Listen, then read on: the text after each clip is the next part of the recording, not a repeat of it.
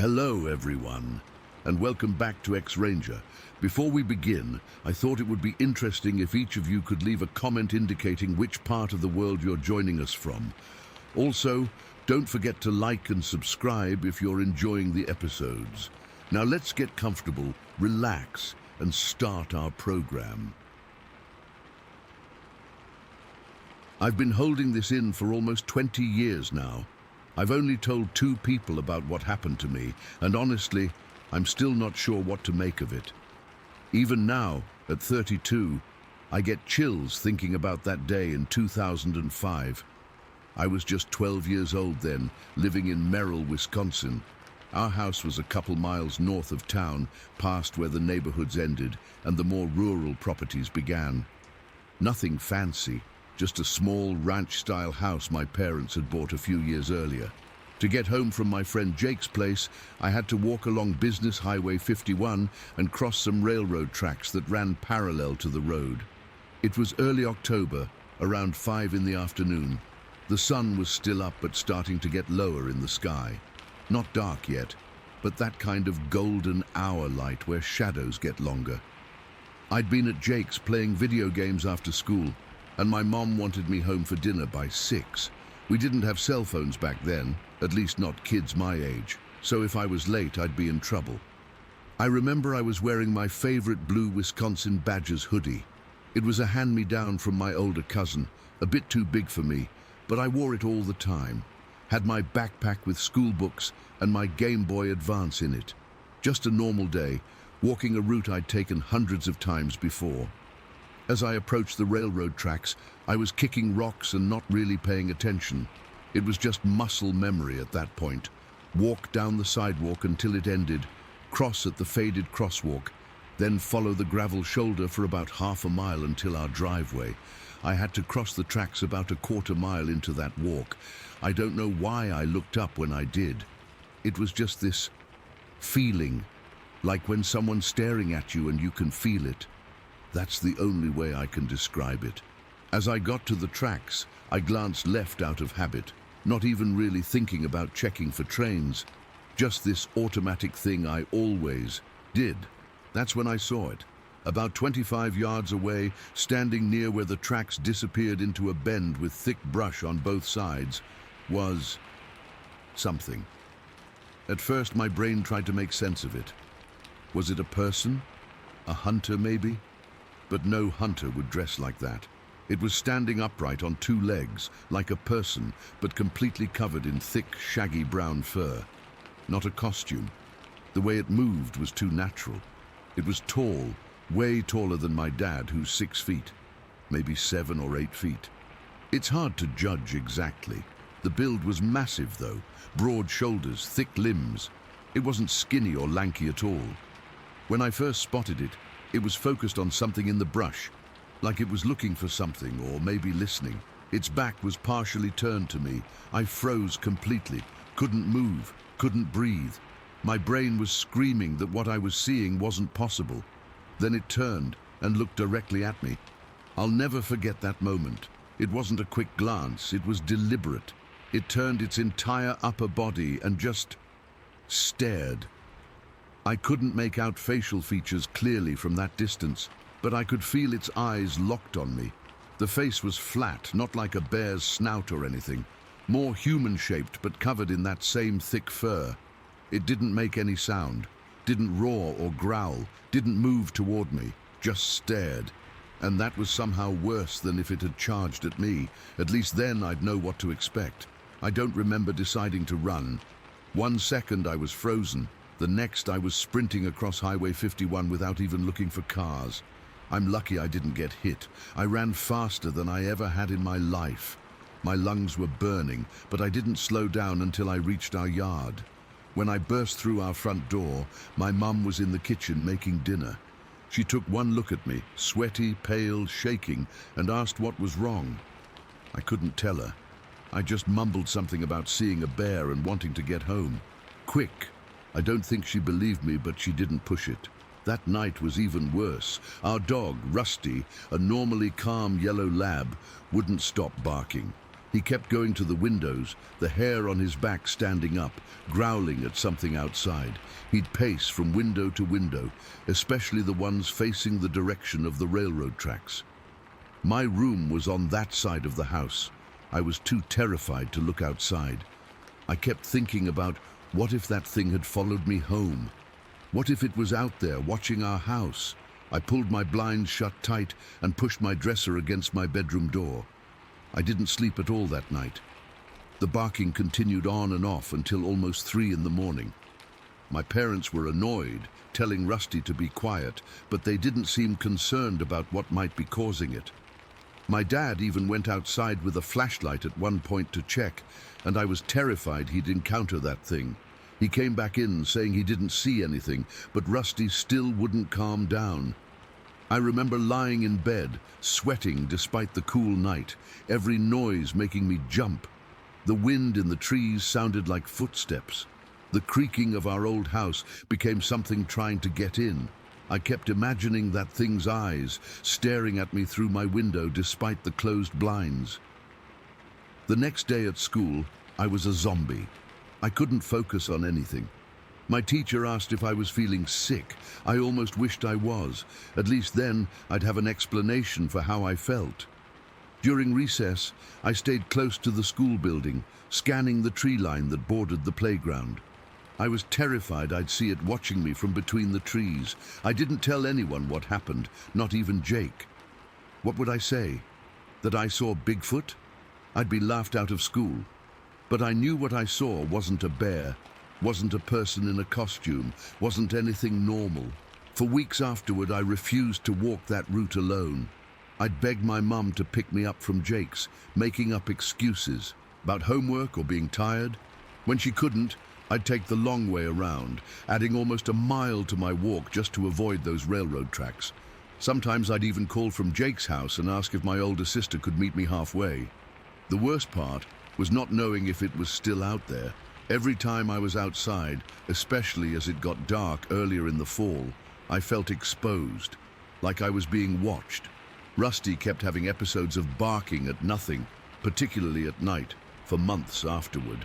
My parents eventually took him to the vet, thinking something might be wrong with him, but they found nothing. That winter, we had a huge snowstorm that dropped almost 2 feet of snow overnight.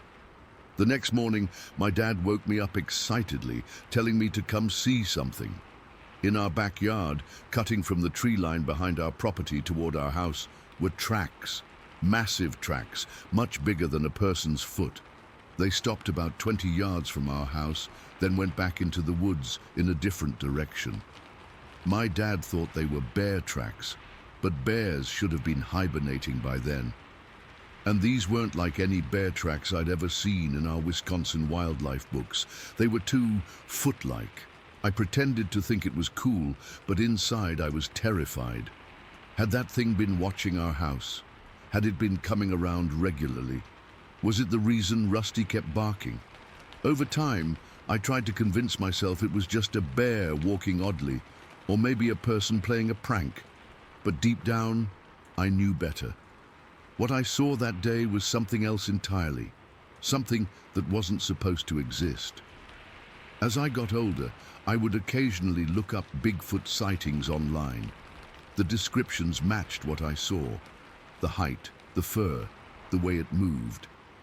I found out there had been other sightings in northern Wisconsin over the years.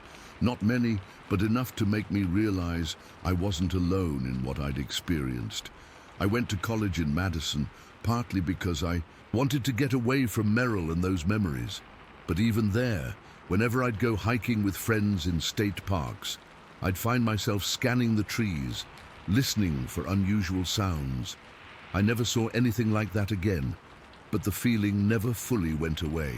I moved back to the area after college, got a job in Wausau, about 20 minutes from my hometown. I still drive by those railroad tracks sometimes when I visit my parents. They're still in the same house. Every time I pass that spot, I slow down and look. Part of me hopes to see it again, just to prove to myself I didn't imagine it. The other part of me is terrified I actually will. Last year, I finally told my wife about what happened. She was understanding but skeptical, which is fair. The only other person I've told was my college roommate after we'd had a few too many beers one night. He laughed it off as a kid's overactive imagination. But I know what I saw. That wasn't imagination. That wasn't a bear or a guy in a suit. The way it moved, the intelligence in how it looked at me, that was something else. Something that shouldn't exist in the woods of northern Wisconsin, but does. I still think about it whenever I hear about missing hikers or when camping trips get brought up. I haven't been able to sleep in a tent since that day. I can't shake the feeling that there are things in the woods that we don't understand and don't acknowledge. Things that watch us from the trees when we think we're alone. That section where the railroad tracks parallel Business Highway 51, about 2 miles north of Merrill, it's the perfect spot for something to hide.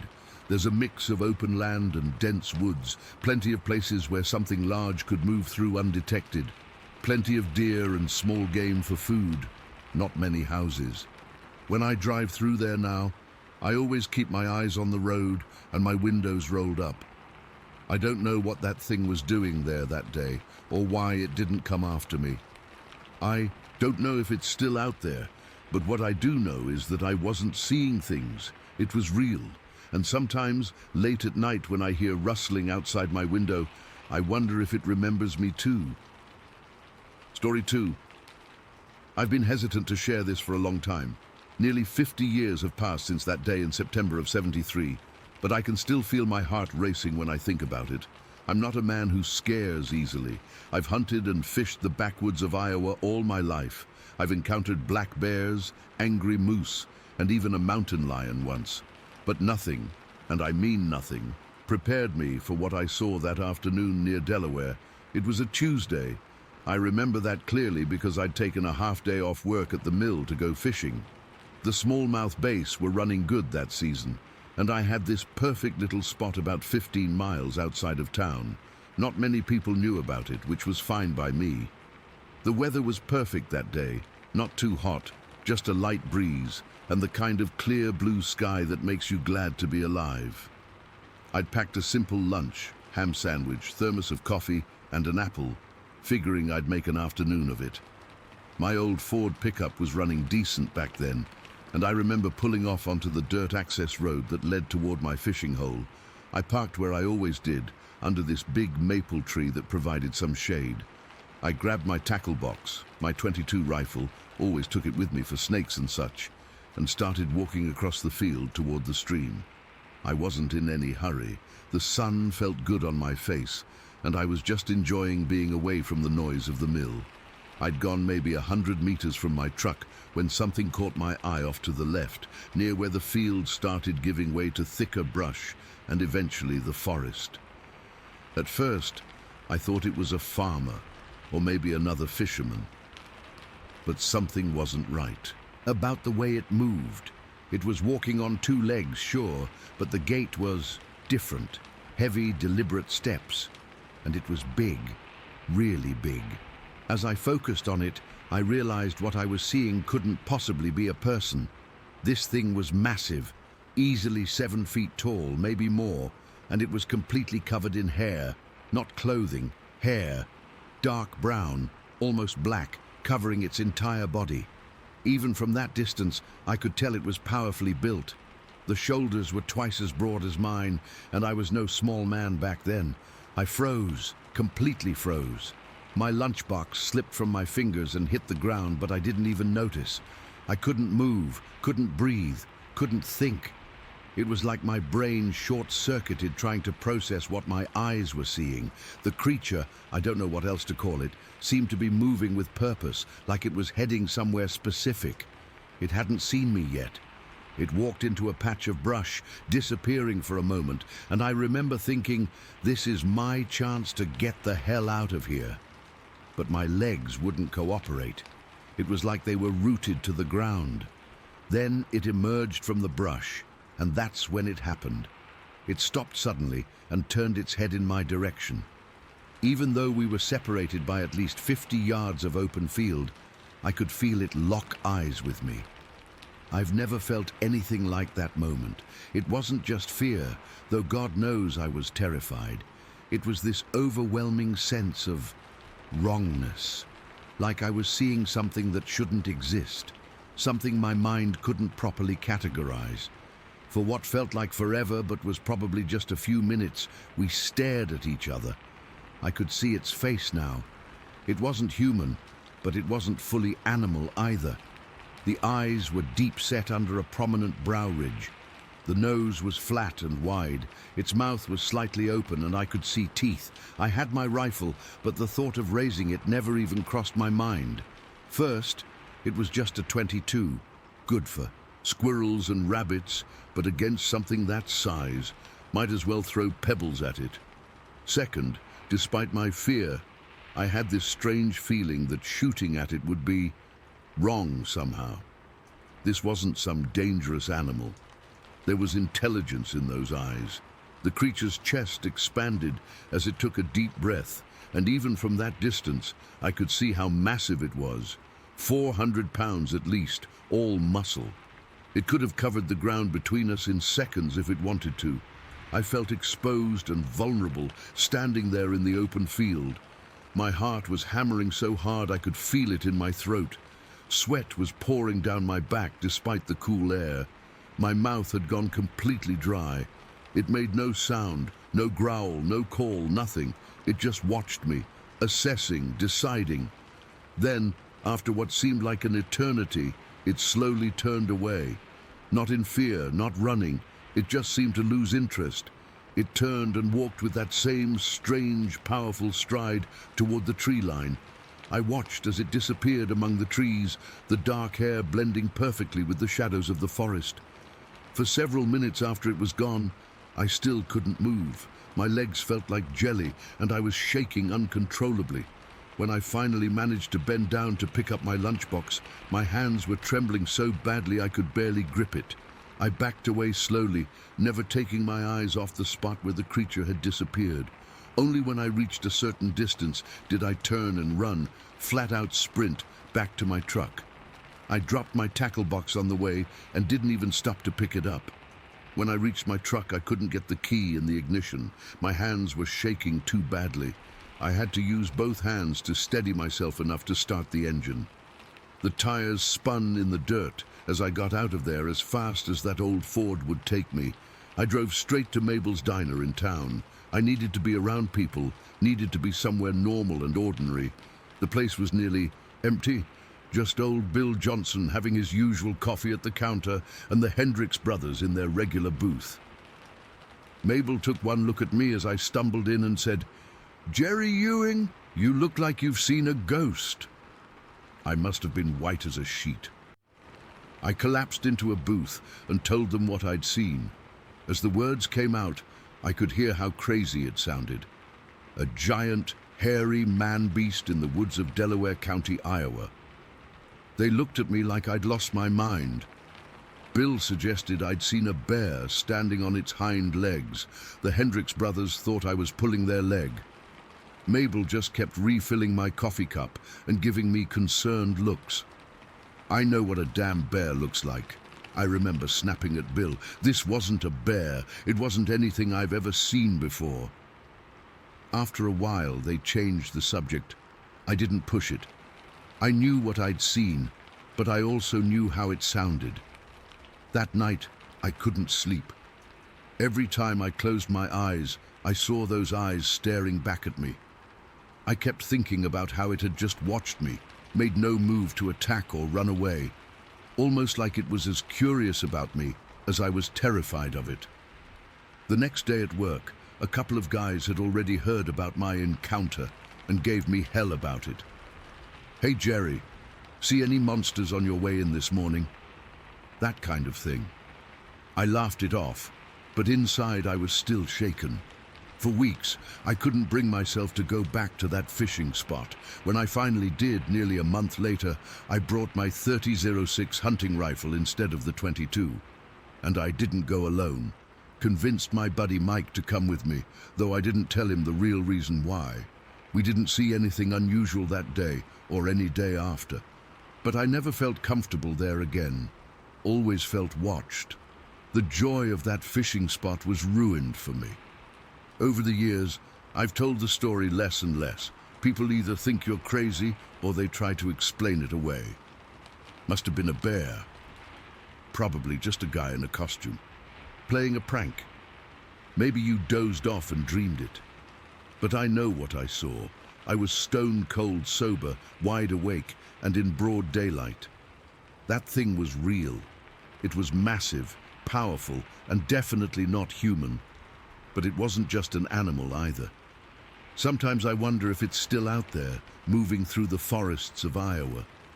I wonder if others have seen it too, but, like me, eventually stop talking about it because nobody believes them.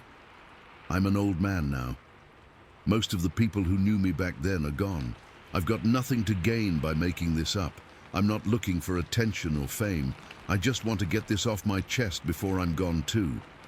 That day changed me, made me realize the world is stranger than we know. There are things out there we don't understand, things that don't fit neatly into our understanding of what's possible. I've never seen anything like it since, and part of me is grateful for that. But another part of me wishes I could see it one more time, maybe with a camera this time, so people would believe me. So I could prove to myself that I didn't imagine the whole thing. Because even after all these years, there are still nights when I wake up in a cold sweat, the image of those eyes burning in my mind. Not threatening, not aggressive, just aware, conscious, knowing, and that somehow is the most unsettling part of all. Story 3. I still get goosebumps when I think about it. It's been nearly 30 years, but that night in July of 1981 still haunts me. I was 13 then, spending the weekend at my best friend Joe's cabin by Nelson Lake outside Hayward, Wisconsin. It was supposed to be just another summer getaway. Fishing, swimming, staying up late. You know, normal kid stuff. But what happened that night changed me forever. Joe's family had this beautiful A-frame cabin tucked into the woods about 100 yards from the lake shore. It was isolated enough that you couldn't see the neighbors through the trees, which as kids we thought was awesome. His parents let us have the loft bedroom all to ourselves, with this big window that overlooked the backyard and the forest beyond. That particular night, Joe's parents had gone to bed early, probably around 10. Joe and I stayed up playing cards and talking about school, girls, the usual stuff 13-year-old boys talk about. It must have been around 1 in the morning when I had to use the bathroom, which was downstairs. I remember Joe was reshuffling the cards when I left the room. I couldn't have been gone more than 3 or 4 minutes. When I came back upstairs, Joe was standing by the window with this weird look on his face. His eyes were wide and he was pale. Like, actually pale, not just regular white kid pale. "Did you just go outside?" he asked me, his voice shaking a little. I was confused.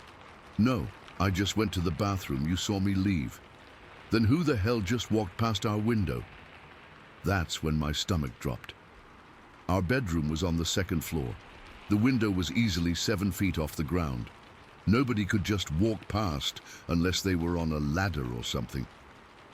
"What are you talking about?" I asked, but I already felt that cold feeling creeping up my spine.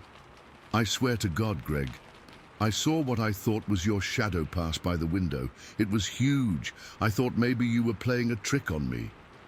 We both stood there for a second, just looking at each other. Then Joe whispered, "There's something outside." Now, we weren't exactly wimpy kids. We both grew up hunting with our dads. Joe had a couple of .22 rifles in the room because we were planning to do some target shooting the next day. Without saying a word, we both grabbed one. Joe took his flashlight from the nightstand, and I grabbed mine from my backpack. We crept downstairs, trying not to wake his parents. The wooden steps creaked no matter how carefully we stepped, but Joe's dad was a heavy sleeper, and his mum used earplugs. We made it to the back door, which led to a wooden deck. Joe looked at me. I nodded, and he slowly unlocked the door. The night air was warm and heavy. You could smell rain coming. There was no moon that night, just a thick blanket of stars that didn't provide much light. The forest beyond the yard was just a wall of black. We stepped out onto the deck, rifles ready, though honestly I had no idea what we were expecting to find. We stood there listening for what felt like forever, but was probably only 30 seconds. The woods were unnaturally quiet. Usually you'd hear crickets, frogs from the lake, maybe an owl. But there was nothing, just complete silence. Then we heard it, a sharp crack from the direction of the firewood trail. It sounded like a branch breaking, but not like when you step on a twig. This was like someone had snapped a thick branch in half. My heart was pounding so hard I could feel it in my throat. Joe swung his flashlight toward the sound, and I followed with mine. The beams cut through the darkness, bouncing off trees and undergrowth. At first, we didn't see anything. Then something moved.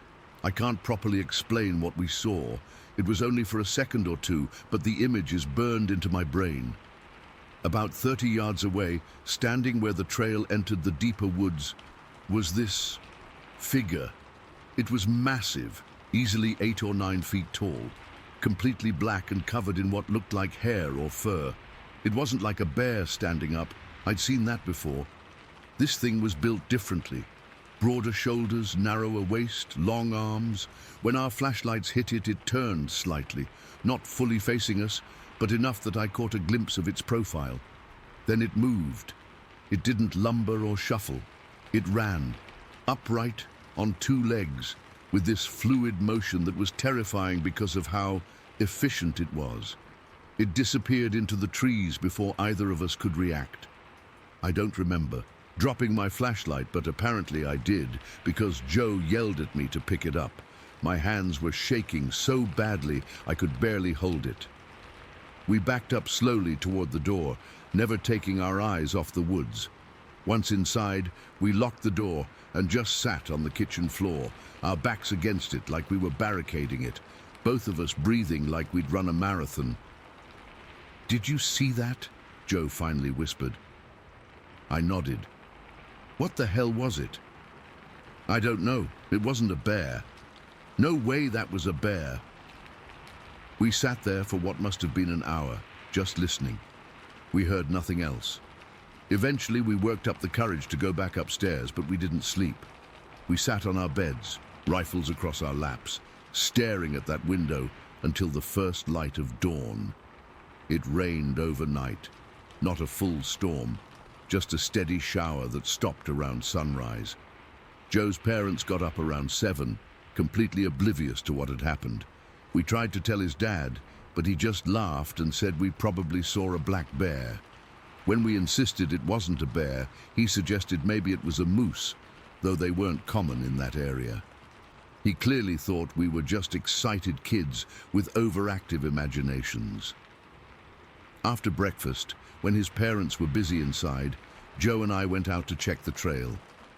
The rain had washed away any tracks that might have been there, which was disappointing but not surprising. But then we found something. Right where we'd seen the figure, there was a thick branch across the trail, snapped clean in half, not cut or broken from rot. It was a solid piece of oak, at least 3 inches thick. Next to it was this strange depression in the ground, like something heavy had stepped there. The rain had turned it into a muddy puddle, but you could still see it was deeper than the surrounding ground. We spent the rest of the morning exploring the area, looking for more evidence, but found nothing conclusive. Joe's dad had planned for us to go fishing that afternoon, so we had to give up our investigation. Later that day, we went to this small resort nearby to get bait. While Joe and his dad were picking out lures, I overheard a couple of local guys talking to the owner. They were saying something about strange noises the night before, howling sounds that weren't wolves or coyotes. One guy mentioned finding huge footprints on his property that morning, and another talked about a section of his fence being damaged, like something big had pushed through it. I wanted to tell them what we'd seen, but something stopped me. Maybe it was fear of not being believed, or maybe I just didn't want to admit that what I saw was real. So I kept quiet. The rest of the weekend passed without incident. We fished, swam, did normal stuff, but things weren't the same. We kept looking over our shoulders. We stayed closer to the cabin, and we definitely didn't go out at night. Sunday came, and my parents picked me up. I never told them what happened. I didn't tell anyone for years. Who would believe me? Hey, I saw Bigfoot in Wisconsin. Isn't exactly something you drop into casual conversation. I'm 41 now. I've served in 2 wars, been in firefights, seen things most people only see in movies. I've faced situations where I thought I was going to die. But nothing, absolutely nothing, has ever scared me as much as what I saw that night at Nelson Lake. I've tried to rationalize it over the years. Maybe it was a guy in a costume, though why anyone would be wandering around the woods at 1 a.m. in a costume is beyond me.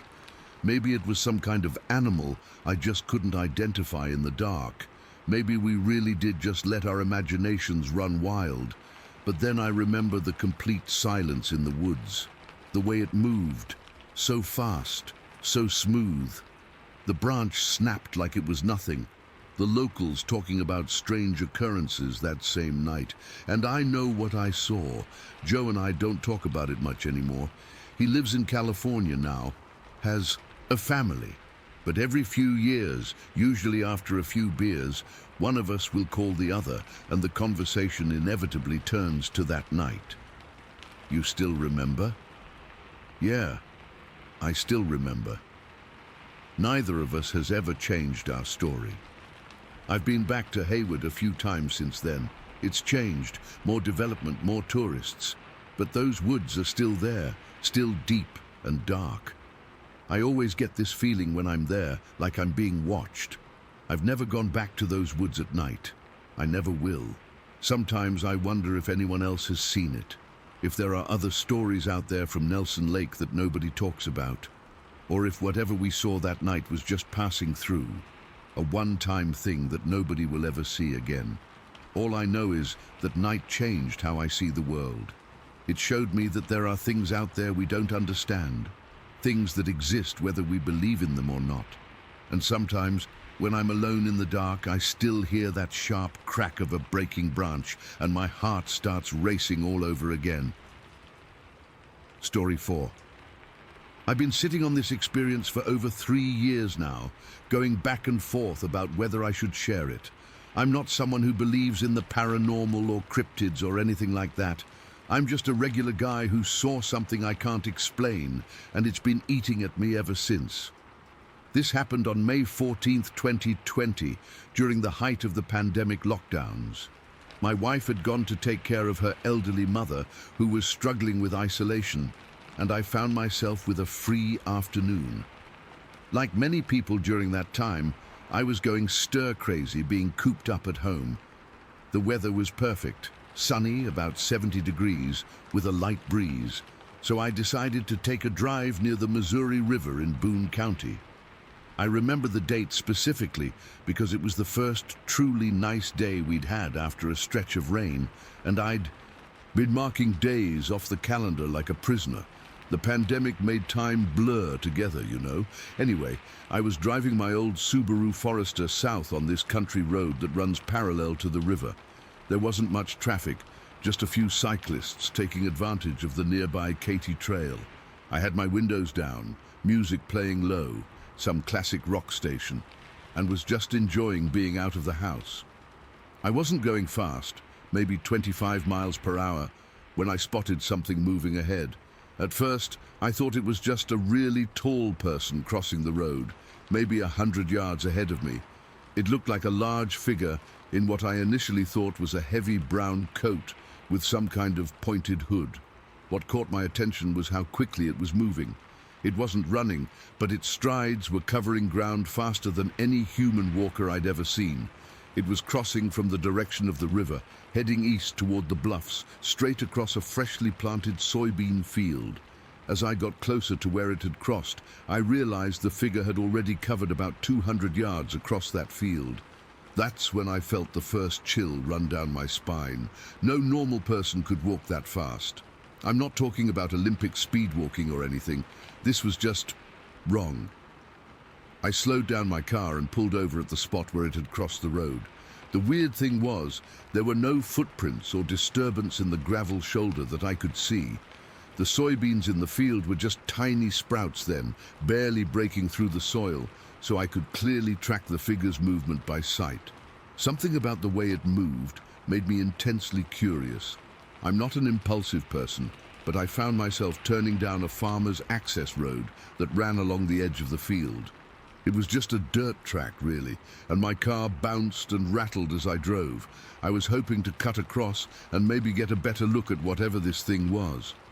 The access road connected to another county road, and when I pulled out onto it, I could see that the figure had changed direction. It was now heading north, parallel to the Katy Trail. At this point, I was maybe 100 yards away, but no matter how I maneuvered, I couldn't seem to get any closer. Now that I had a better view, I realized it wasn't wearing clothes at all. What I'd mistaken for a coat was actually the creature's body. Its coloration was this weird mottled pattern, mostly gray and brown with black patches scattered throughout, kind of like the chipped limestone on the gravel roads out there.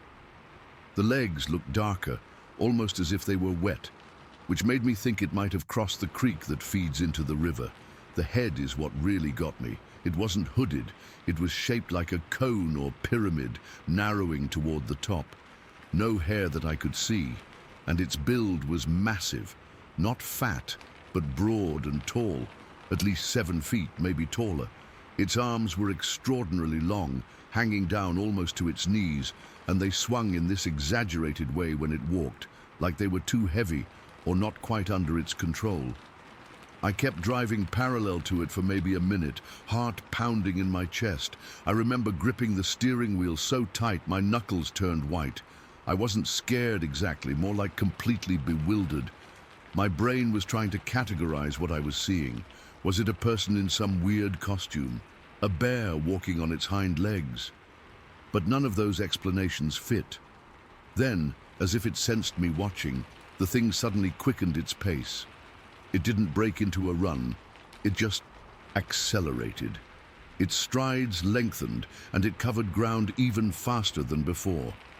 Within seconds, it reached the edge of a wooded area beyond the soybean field and disappeared into the trees. The whole sighting lasted maybe 90 seconds to 2 minutes, but it felt much longer. When it vanished, I sat in my idling car for several minutes, trying to process what I'd just seen. My hands were shaking, and I realized I'd been holding my breath. I considered driving up to where it had entered the woods, but something stopped me. Call it instinct or just plain fear, but I didn't want to get any closer. Instead, I slowly turned my car around and headed home, checking my rearview mirror the entire way. When I got home, I immediately went online to see if anyone else had reported something similar in the area. I found nothing concrete, just some vague mentions in local forums about strange noises in the woods and a couple of hikers who'd felt like they were being watched on the Katy Trail. Nothing that matched what I'd seen. I told my wife when she got home that evening, and she looked at me like I'd lost my mind. To be fair, it did sound crazy, some unidentifiable creature striding across Missouri farmland in broad daylight. She suggested maybe it was just a person wearing some kind of ghillie suit, maybe a hunter or wildlife photographer, but the movement wasn't human. I'm certain of that. For weeks afterward, I had trouble sleeping. I kept replaying the scene in my mind, trying to come up with a rational explanation. I've lived in Missouri my whole life and spent plenty of time outdoors. I know what bears, deer, coyotes, and other local wildlife look like. This wasn't any of those. I went back to the same area a week later, in the middle of the day when I felt safer. I parked where I'd first seen the figure cross and walked the area. The soybean sprouts showed no signs of being trampled. The woods where it disappeared were thick, but not impenetrable. I walked along the edge, but didn't venture deep inside. I found nothing, no footprints, no broken branches, nothing that would confirm what I'd seen. What bothers me most isn't just the creature itself, but my reaction to it. I'm not someone who scares easily, but something about this encounter felt profoundly wrong. It wasn't just that I couldn't identify what I was seeing, it was the feeling that I was witnessing something that shouldn't exist, at least not in my normal reality. The pandemic was a strange time for everyone, and I've wondered if the isolation and stress somehow affected my perception. But I know what I saw. It was physical, solid, moving through the landscape as real as the fields and trees around it. I've only told a few close friends about this, and most react with polite skepticism. One suggested it might have been a Sasquatch, but from the descriptions I've read, this didn't match that either. The conical head, the coloration, the proportions, it was something else entirely. Sometimes I drive back to that area, hoping for another glimpse, some confirmation that I didn't imagine it all. I never see anything unusual, just farmers working their fields, cyclists on the trail, normal Missouri life continuing as if nothing happened. I've developed this habit of scanning tree lines whenever I'm driving in rural areas now. My wife notices and doesn't say anything, but I can tell she worries. I keep thinking I'll see that distinctive silhouette again. The long arms, the conical head, the purposeful stride. The rational part of my brain says there must be an explanation. Maybe it was someone in an elaborate costume, though that doesn't explain the incredible speed or why someone would be wandering remote farmland dressed like that. Maybe it was some undiscovered species, though that seems even less likely in central Missouri. What haunts me is the purposefulness of its movement. It wasn't wandering or exploring. It was going somewhere specific, with intent. I sometimes wonder where it was heading, what its destination was. And worse, I wonder if there are more of them out there, moving through our world while most of us are too distracted to notice. I still drive out there occasionally, always with my phone ready to take a picture if I ever see it again. But deep down, I'm not sure I want to. There was something so fundamentally unsettling about that figure that part of me hopes our paths never cross again. So that's my story. I don't have a neat conclusion or explanation. Just a 90-second encounter on a sunny pandemic day that changed how I see the world.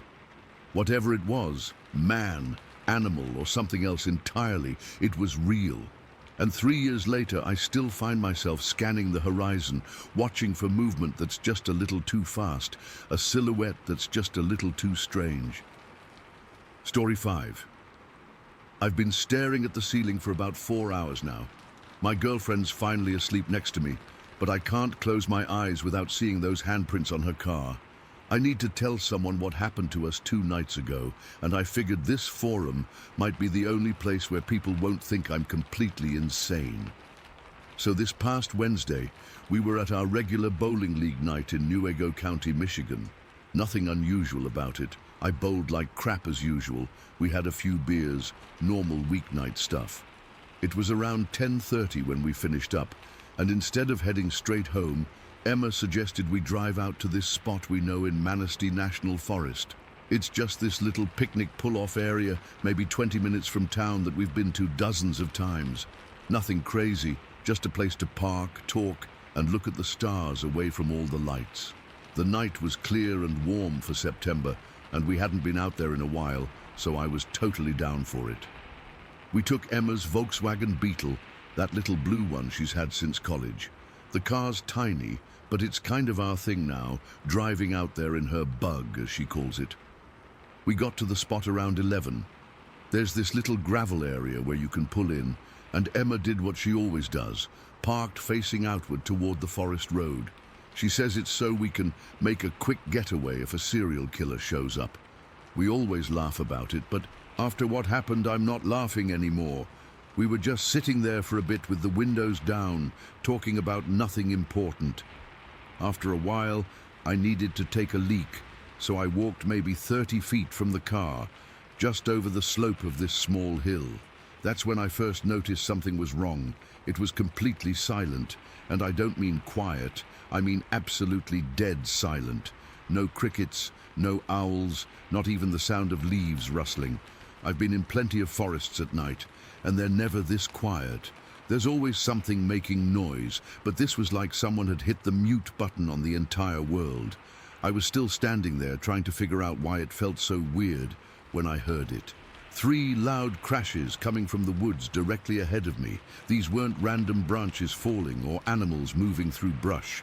These were deliberate spaced footsteps, like something massive taking wide, heavy strides up the hill toward me. My heart started pounding. I zipped up and stood completely still, straining to see anything in the darkness. The footsteps had stopped. I was about to turn back toward the car when they started again. Several more heavy footfalls, closer this time, and then silence. Whatever it was had stopped just out of sight in the trees. "Emma," I called out, trying to keep my voice steady.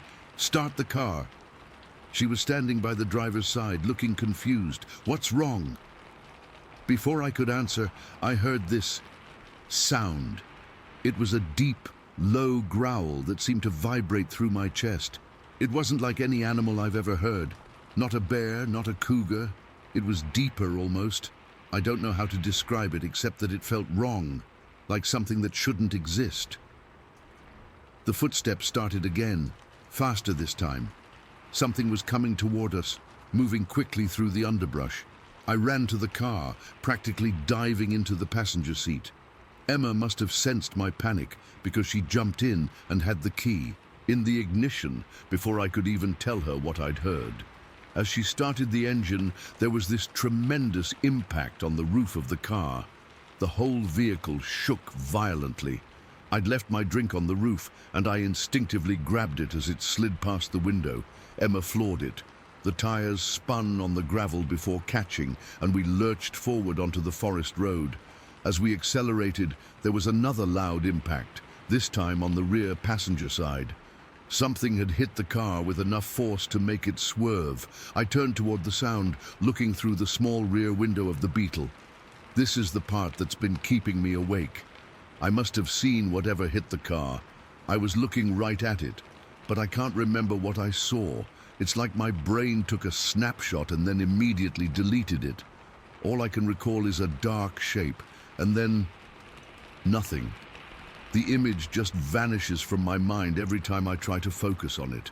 Emma was driving like a maniac down that narrow forest road, the headlights bouncing wildly as we hit every bump and dip. I kept looking back, expecting to see something chasing us, but there was only darkness behind us. "What the fuck was that?" Emma kept saying over and over. "Ryan, what the fuck just happened?" I couldn't answer her. My mouth was dry, and I was shaking so badly I couldn't form words. We didn't stop until we reached town, pulling into the parking lot of this lodge, where we knew there would be people. The place stays open late for the tourists during hunting season. We parked under the brightest light we could find, and I just sat there, trying to stop my hands from trembling. When I finally got out of the car, my legs were like jelly. A couple of our friends happened to be at the lodge, Mike and Jenny, who we know from bowling. They saw us pull in and came outside, probably wondering why we looked like we'd seen a ghost. "You guys okay?" Mike asked. And that's when I finally looked at the car. Emma's Beetle was covered in a thin layer of dust from the forest roads, which made what we saw next stand out all the more clearly. There, on the roof of the car, was a handprint. Not just any handprint. This thing was massive. You could see where each finger had pressed down into the dust, leaving clear impressions. The palm alone must have been 9 inches wide. We all just stood there staring at it. Then Jenny pointed to the right rear panel, the spot where we'd felt the second impact. There was another handprint there, right by the small rear window, like something had reached in as we drove away. But the part that made my blood run cold was on my side of the car. There were streak marks down through the dust, as if long fingers had tried to grab the door as we sped off. 5 fingers, not claws, not paws, fingers, like a human hand, only impossibly large. Mike took pictures on his phone. We measured the prints as best we could using a receipt and a pen for scale. The middle finger to the bottom of the palm was about 15 inches. 15 fucking inches. That's not possible. but 4 of us saw it. We all touched the impressions in the dust, proving to ourselves they were real. We tried to go back that night, with Mike and a couple other guys who were willing to come along. Safety in numbers, right? But when we got to the forest entrance, the rangers had closed the roads.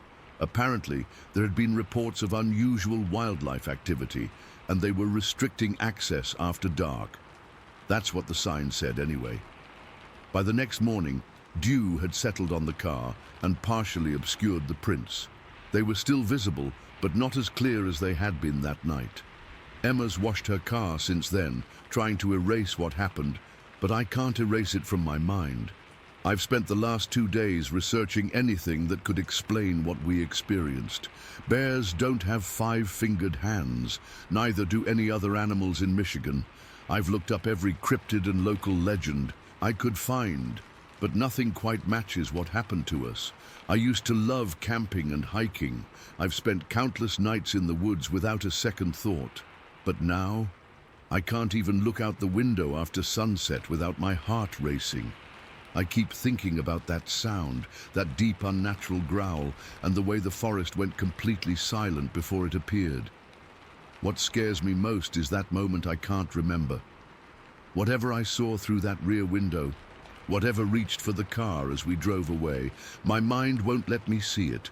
It's like some self-preservation mechanism kicked in and blocked the image. But if it was just a bear or some other normal animal, why wouldn't I be able to remember it? Emma and I have barely talked about it since it happened. I think we're both afraid that putting it into words will make it more real somehow. But the handprints were real. The dents in her car are real. Whatever was out there in Manistee that night was real. I'm not going back to those woods. Not at night, maybe not ever. And if you're planning a trip to Newaygo County or anywhere near Manistee National Forest, my advice is to stay on the main roads. Don't pull off into those little secluded areas, no matter how peaceful they seem. Because something's out there. Something with hands like a human, but 3 times the size. Something fast enough to hit a moving car. And whatever it is, I don't think it wanted us to leave. Story 6. I still can't believe I'm actually typing this out. I've kept this to myself for over 30 years now. Only my ex-wife and my brother know about it, and even they think I just saw a bear or had some kind of stress hallucination.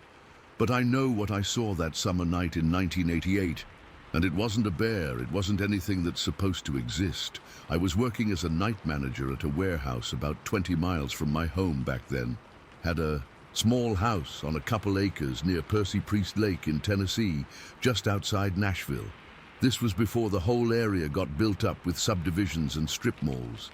Back then, it was mostly woods, scattered farms, and a few houses like mine tucked away on dirt roads. My shift ended at 8:30 that night. I remember it was foggy, not pea soup thick, but enough that I had my fog lights on and was driving a bit slower than usual. The temperature had dropped after a hot day, creating that low-hanging mist that hugs the ground. It was late August, I think, the kind of night where the crickets and frogs are going crazy, but everything else feels still. The drive home always took me down this long stretch of unlit country road. No streetlights, just my headlights cutting through the darkness and that wispy fog. There were maybe 3 houses on that 5-mile stretch, and at night, you couldn't even see their lights from the road. It was properly dark out there, the kind of dark city people don't understand. I was about half a mile from my turnoff, probably around 8:50, when I first noticed something moving on the right shoulder of the road. The fog was drifting across the pavement, and my headlights only reached so far, so at first I just saw movement. My first thought was deer.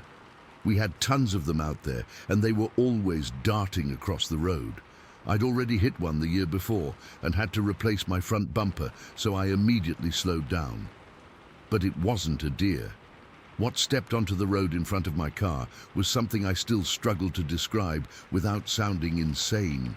It was tall, maybe 6 feet or a little more, and walked on 2 legs. Not hunched over like a bear might do for a few steps, but fully upright. Its body was covered in thick, reddish-brown fur. The color reminded me of a chestnut horse, that deep reddish brown, but shaggier. The fur covered everything, including what I could see of its face. It walked, no, it strode, across the road with this deliberate, calm movement that was so purposeful, not lumbering or awkward. It moved like it knew exactly where it was going and wasn't in any particular hurry, like a person would walk, except it wasn't a person. My car had almost come to a complete stop by this point. I was maybe 30 feet away from it, close enough that my headlights illuminated it clearly. That's when it turned its head toward me. Just a brief glance, like someone checking for traffic before crossing the street. I couldn't make out facial features. The fur covered too much, and it didn't fully face me. But I know it saw me. It knew I was there. Then it just continued walking, down the slight embankment on the other side of the road and into a partially cleared lot that bordered my property. I watched it move through the darkness, navigating around stumps and brush piles without hesitation.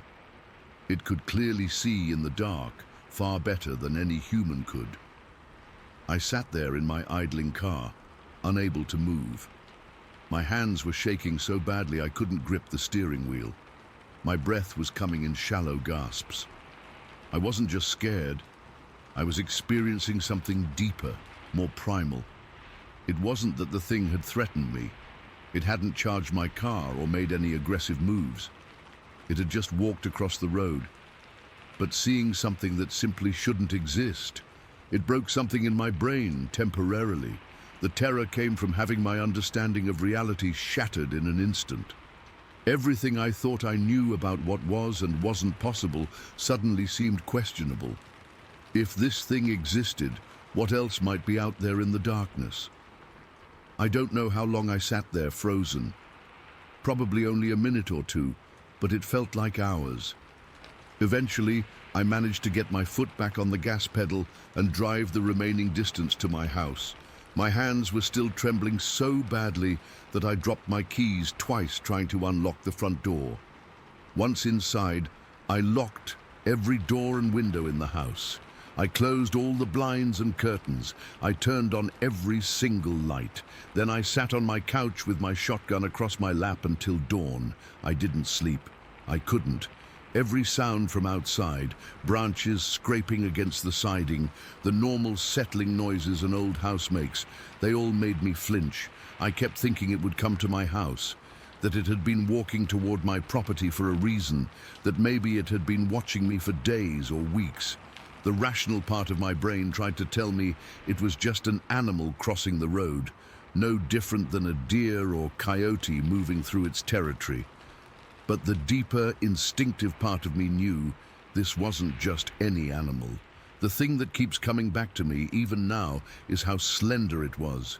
Not bulky or massive like the Bigfoot you see in those old films or drawings.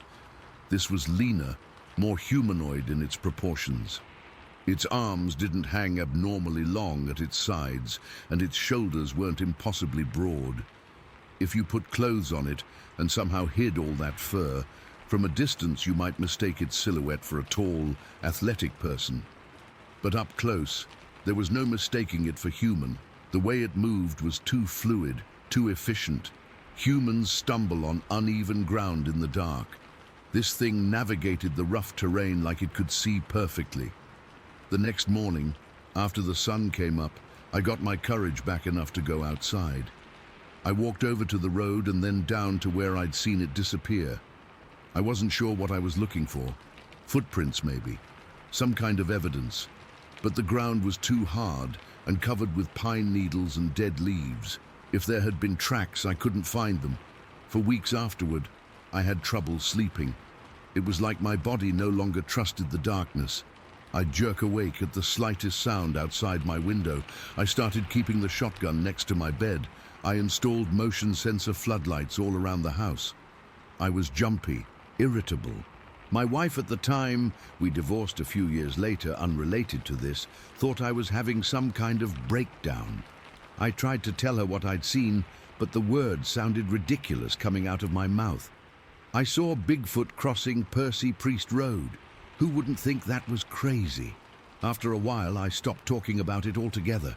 I never saw the creature again, though I lived in that house for another 8 years. The area started developing rapidly in the 90s. New houses, shopping centers, roads getting widened. All that wild space where it could have lived undisturbed was gradually taken over by suburbia. Sometimes I wonder if that's why it was on the move that night. If it somehow sensed the changes that were coming and was looking for somewhere more remote. I've read accounts from other people who claim to have seen similar creatures. Some descriptions match what I saw, others don't.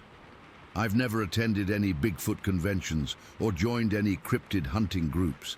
I'm not looking to convince anyone or become part of that community. I know what I saw, and that's enough for me. The most unsettling thing is that I still drive through that area sometimes. It's completely built up now. Strip malls, housing developments, widened roads with streetlights. There's a Target where that partially cleared lot used to be. Sometimes when I'm sitting at the traffic light there, I look into the small patch of trees they left, standing behind the parking lot, and wonder, could it still be out there somewhere? Or did it move on long ago to wherever such creatures go when humans take over their territory? I don't know what it was. Sasquatch, Bigfoot, some unknown primate species, or something else entirely. But it was real. It crossed the road in front of me on a foggy summer night in 1988, and for a brief moment our worlds intersected. Then it disappeared into the darkness, leaving me with an experience I can't explain and will never forget. Sometimes I still have dreams about it. Not nightmares exactly, just dreams where I'm driving down that foggy road again, slowing my car as a figure emerges from the mist. In the dreams, sometimes it stops and fully turns to look at me. I always wake up before I can see its face. Maybe that's for the best. Some mysteries should probably remain unsolved. Story 7. I've never told this story to anyone outside my family and the few people who were there that day. Even after 30 years, I still get goosebumps thinking about what my best friend and I saw in the woods behind our neighborhood. I was 10 years old in 1993, living in a small development just outside Chehalis, Washington. Our house was at the edge of this neighborhood that backed right up to woods, with a marsh and small lake about half a mile in. My name is Sarah Miller, and my best friend Jessica lived 3 houses down. We were inseparable back then. Our parents let us play in those woods all the time because it was the 90s and kids just had more freedom. We knew every trail, every shortcut, every cool fallen log or interesting rock. It was our playground, and we never felt scared there. Until that day in February. It had snowed the night before, not a ton, maybe 3 or 4 inches, but enough to cover everything in this perfect blanket of white. School was cancelled, and Jess came over right after breakfast. We begged my mom to let us go play in the woods, promising we'd stay on the main trails and be back for lunch. "Bundle up," she told us, "and don't go near the marsh. The ice probably isn't thick enough to walk on." We put on our snow pants, boots, parkas, gloves, the whole winter kid uniform that makes you feel like you can barely move. I remember I had this bright purple jacket that my mom always said made me easy to spot. Jess wore a red one. The woods were so quiet that day. You know, how snow muffles everything? It was like that, but even more intense. No birds, no squirrels, nothing. Just the crunch of our boots and our excited chatter as we walked the main trail. After about 20 minutes, we decided to go to this little clearing we'd found the previous summer. It wasn't far from the main path, just a slight detour toward the marsh edge. Nothing scary about it. We'd been there dozens of times. It was just this perfect circular space surrounded by pine trees where we liked to pretend we were having picnics or building fairy houses. The trail to the clearing was narrower than usual because of the snow. Tree branches hung low, weighted down, and we had to duck under them. I was leading, pushing aside branches for Jess when we finally stepped into the clearing. And that's when I saw it. Across the clearing, maybe 30 yards away, standing completely still, was something. At first, My brain tried to make sense of it. A person in a coat, a weirdly shaped tree I'd never noticed before. But within seconds, I realized it was neither of those things. It was tall, way taller than my dad, who's 6 feet, maybe 7 or 8 feet high, and it was covered in thick hair or fur, not dark brown like a bear, but this weird beige tan color, like dirty snow. The fur was long and kind of matted in places. It was standing upright on 2 legs, arms hanging at its sides. The arms were too long, reaching almost to its knees, but the worst part, the absolute worst part, was that it was just standing there, completely still, watching us. I couldn't see its face clearly through the fur, just darker spots where eyes should be. But I felt it looking at us. I felt it. For what seemed like forever but was probably only 3 or 4 seconds, we all just froze. Us staring at it. It staring at us. Not moving. Not making a sound. My chest got tight like I couldn't breathe. My whole body felt cold in a way that had nothing to do with the temperature. Then Jess grabbed my arm so hard it hurt. "Sarah," she whispered, her voice shaking. That broke the spell. The thing shifted its weight slightly, and I swear it leaned forward just a bit, like it might be about to move toward us. We didn't wait to find out. We turned and ran. I've never run so fast in my entire life. I didn't look back. I didn't even think about looking back. Every cell in my body was screaming at me to get away.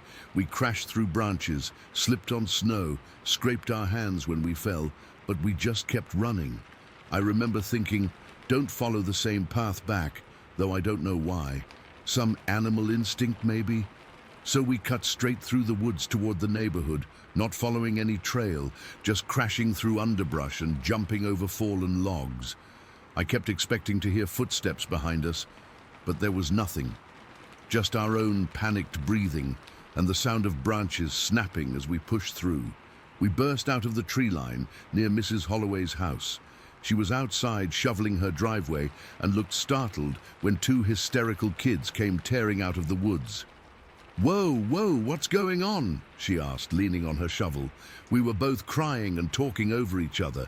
"There's something in the woods." It was huge. It was watching us. Mrs. Holloway frowned. "What was it? A bear?" She didn't seem very concerned. "No," I remember shouting. "It was standing up, like a person, but not a person. It had fur all over it."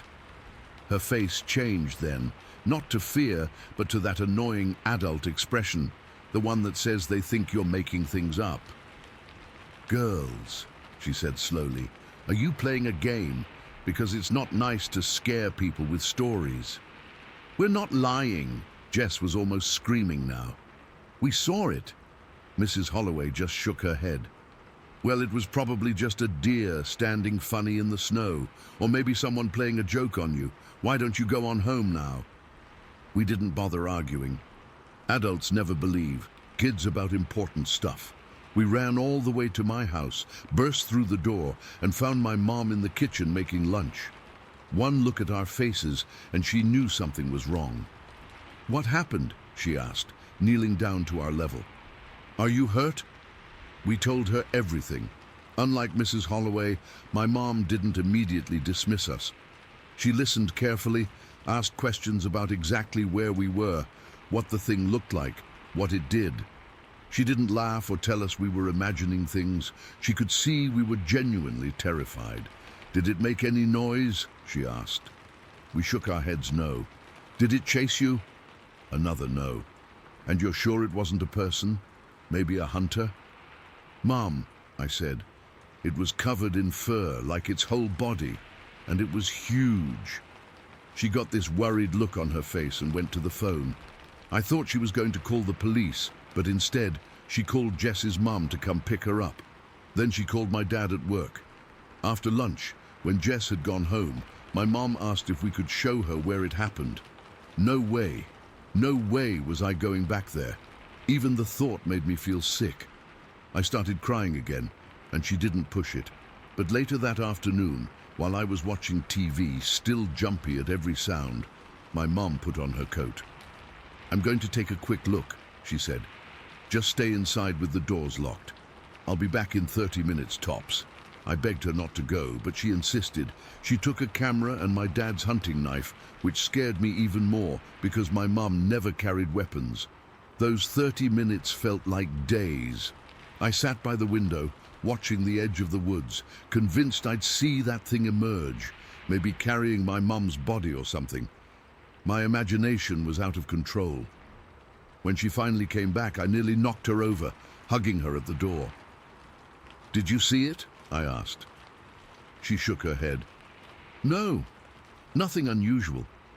She hung up her coat. But I did find something interesting. There were boot prints leading off the main trail toward the marsh. Big ones, like a man's boots. They went to about where you said you saw whatever it was, and then they just stopped in a big, undisturbed patch of snow. "What does that mean?" I asked. She shrugged. "Probably nothing. Could have been a hunter who turned around. The snow's getting slushy in places, so tracks are hard to follow." But I could tell she was troubled. That night, I heard her and my dad talking in low voices in the kitchen. I crept to the hallway to listen. "They saw something, Mark. I've never seen Sarah that scared. This wasn't just kids playing pretend." My dad sounded skeptical. "But a Bigfoot? Come on, Diane." "I never said that word," my mum snapped. "I'm just saying they saw something that terrified them. And those boot prints were weird. They just ended. No return tracks." "The snow was melting," my dad said. "You probably just lost the trail." They argued a bit more, but eventually dropped it. But my mom never made us go back to those woods. And when we wanted to play outside after that, she suggested the front yard or the neighborhood park instead. Jess and I never talked much about what we saw. It was like we had this unspoken agreement to pretend it didn't happen. But we never went back to those woods alone. Sometimes in the years that followed, we'd be at a sleepover, and one of us would whisper, "Remember that thing?" And the other would just nod, and we'd move on to talking about something else. I'm 40 now, with kids of my own. A few years back, I was browsing online and stumbled across a forum where people shared stories about strange encounters in the woods. So many of them described the same thing we saw: the height, the beige fur, the stillness, that feeling of being watched. Some called it Bigfoot or Sasquatch. Others just said creature or entity. I still don't know what we saw that day. Was it really some unknown species living in the woods of Washington state? Was it a person playing an elaborate, terrifying prank? Or was it something else entirely, something my 10-year-old mind couldn't comprehend? What I do know is that 30 years later, I still get that same cold feeling when I think about it. I still dream about it sometimes, that stillness, those dark eyes watching through the fur. My husband thinks it's funny that I'm so adamant about our kids always having a buddy when they go hiking. But he wasn't there. He didn't feel what we felt. Something was watching us in those woods, and sometimes, when I'm alone at night and the house is quiet, I can't shake the feeling that it still is. Story 8. I've been debating whether to share this for years, but it's been eating away at me since it happened in '98. Maybe putting it in writing will help me process it, or at least connect with others who've experienced something similar. I know how this sounds. Believe me, I was the biggest skeptic before that night. But what we saw in that canyon changed everything I thought I knew about what's out there. It was early October in Salt Lake County. The aspens were turning golden, and the evening air had that crisp fall feeling that made you want to take the long way home. Me and 3 friends, Ellie, Devon, and Sophia, had spent the day hiking and were heading back to the city around 10 at night. I was driving my old Jeep Cherokee, which I'd had since high school. The headlights were always a bit dim, something I'd been meaning to fix but never got around to. We were coming down through one of those narrow canyons. I won't name it specifically because I still don't like drawing attention to the place, when the Jeep started making this weird knocking sound. Nothing major, but enough that I wanted to check it out before we hit the highway. So I pulled over onto this little gravelly shoulder area where the canyon widened slightly. There was nobody else around, which wasn't unusual for a weeknight. I killed the engine and popped the hood, asking Devon to hold my flashlight while I took a look. The girls stayed in the car, with Ellie riding shotgun and Sophia in the back. The night was dead quiet, except for the ticking of the cooling engine and the occasional rustle of leaves. I remember thinking how dark it was out there, the kind of darkness you only get when you're miles from city lights. Even with a decent moon, the shadows between the trees looked like black holes. I was leaning over the engine, trying to figure out if the belt was loose, when Devon suddenly went completely still beside me. I mean completely rigid, like someone had flipped a switch. At first I thought he was messing around, but then I saw his face. His eyes were locked on something ahead of us, and he'd gone pale. "What?" I asked him, but he just slowly raised his hand and pointed. I turned to look, and that's when I saw it too. Standing maybe 10 meters in front of my Jeep was something huge. It was partially illuminated by my headlights, which I'd left on, but mostly it was just this massive silhouette. My first thought was bear, but no, this thing was standing upright on 2 legs, and it was tall, so damn tall. Later, when we tried to figure it out, we estimated it had to be at least 7, maybe 8 feet. It had this broad, sloping set of shoulders that tapered down to a narrower waist. The proportions were all wrong for a human, but it was definitely humanoid. And it was watching us. I felt Devon's hand grip my arm so tight, it actually hurt. "What the fuck is that?" he whispered, his voice cracking. Before I could answer, I heard Ellie tap on the windshield. She and Sophia had spotted it too.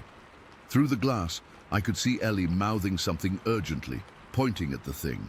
Sophia's face was just visible in the back seat, her eyes wide with fear. The creature, because that's what it was, not a man, not a bear, was swaying slightly from side to side. Not like it was unsteady, but more like, I don't know, like it was studying us from different angles. Its arms hung at its sides, much longer than a human's would be.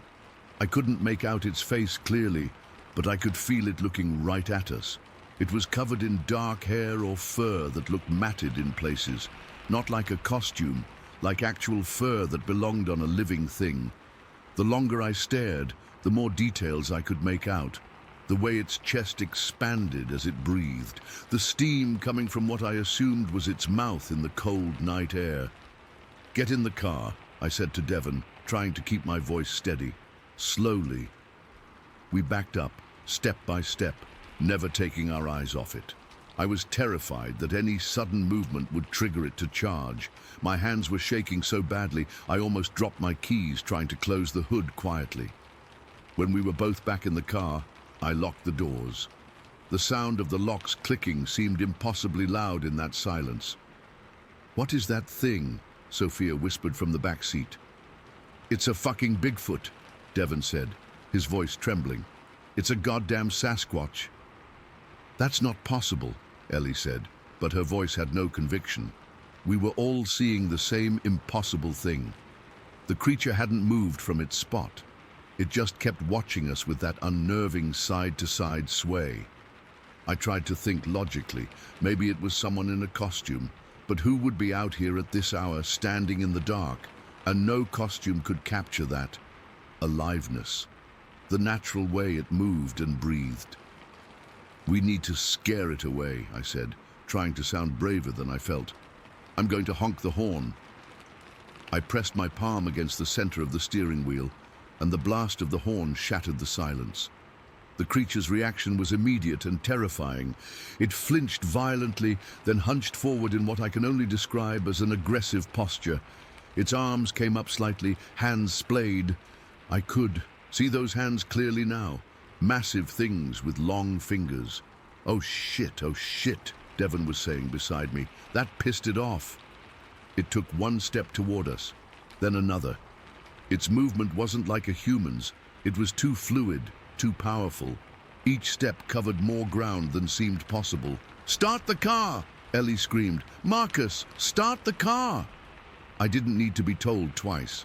I turned the key so hard I thought it might snap off. The engine roared to life, and I slammed the gear shift into reverse, my foot already heavy on the gas. The tires spun on the gravel before finding purchase, and we lurched backward. The creature was still coming. It was moving faster now, eating up the distance between us with long strides.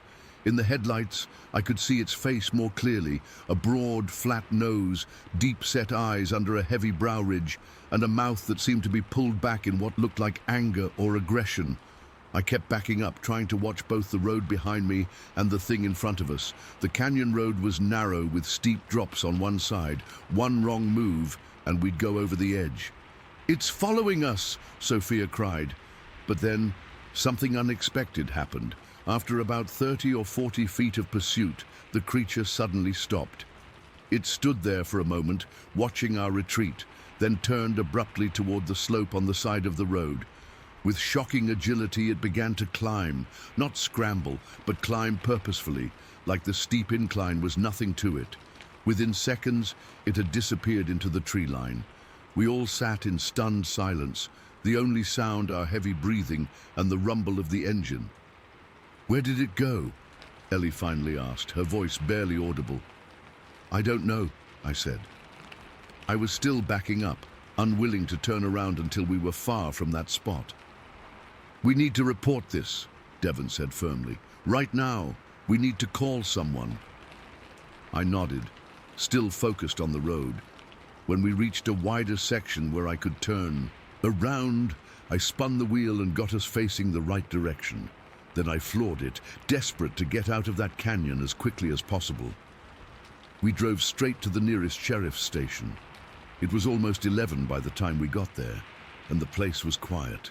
The deputy on duty looked up from his computer as we all burst in, talking over each other.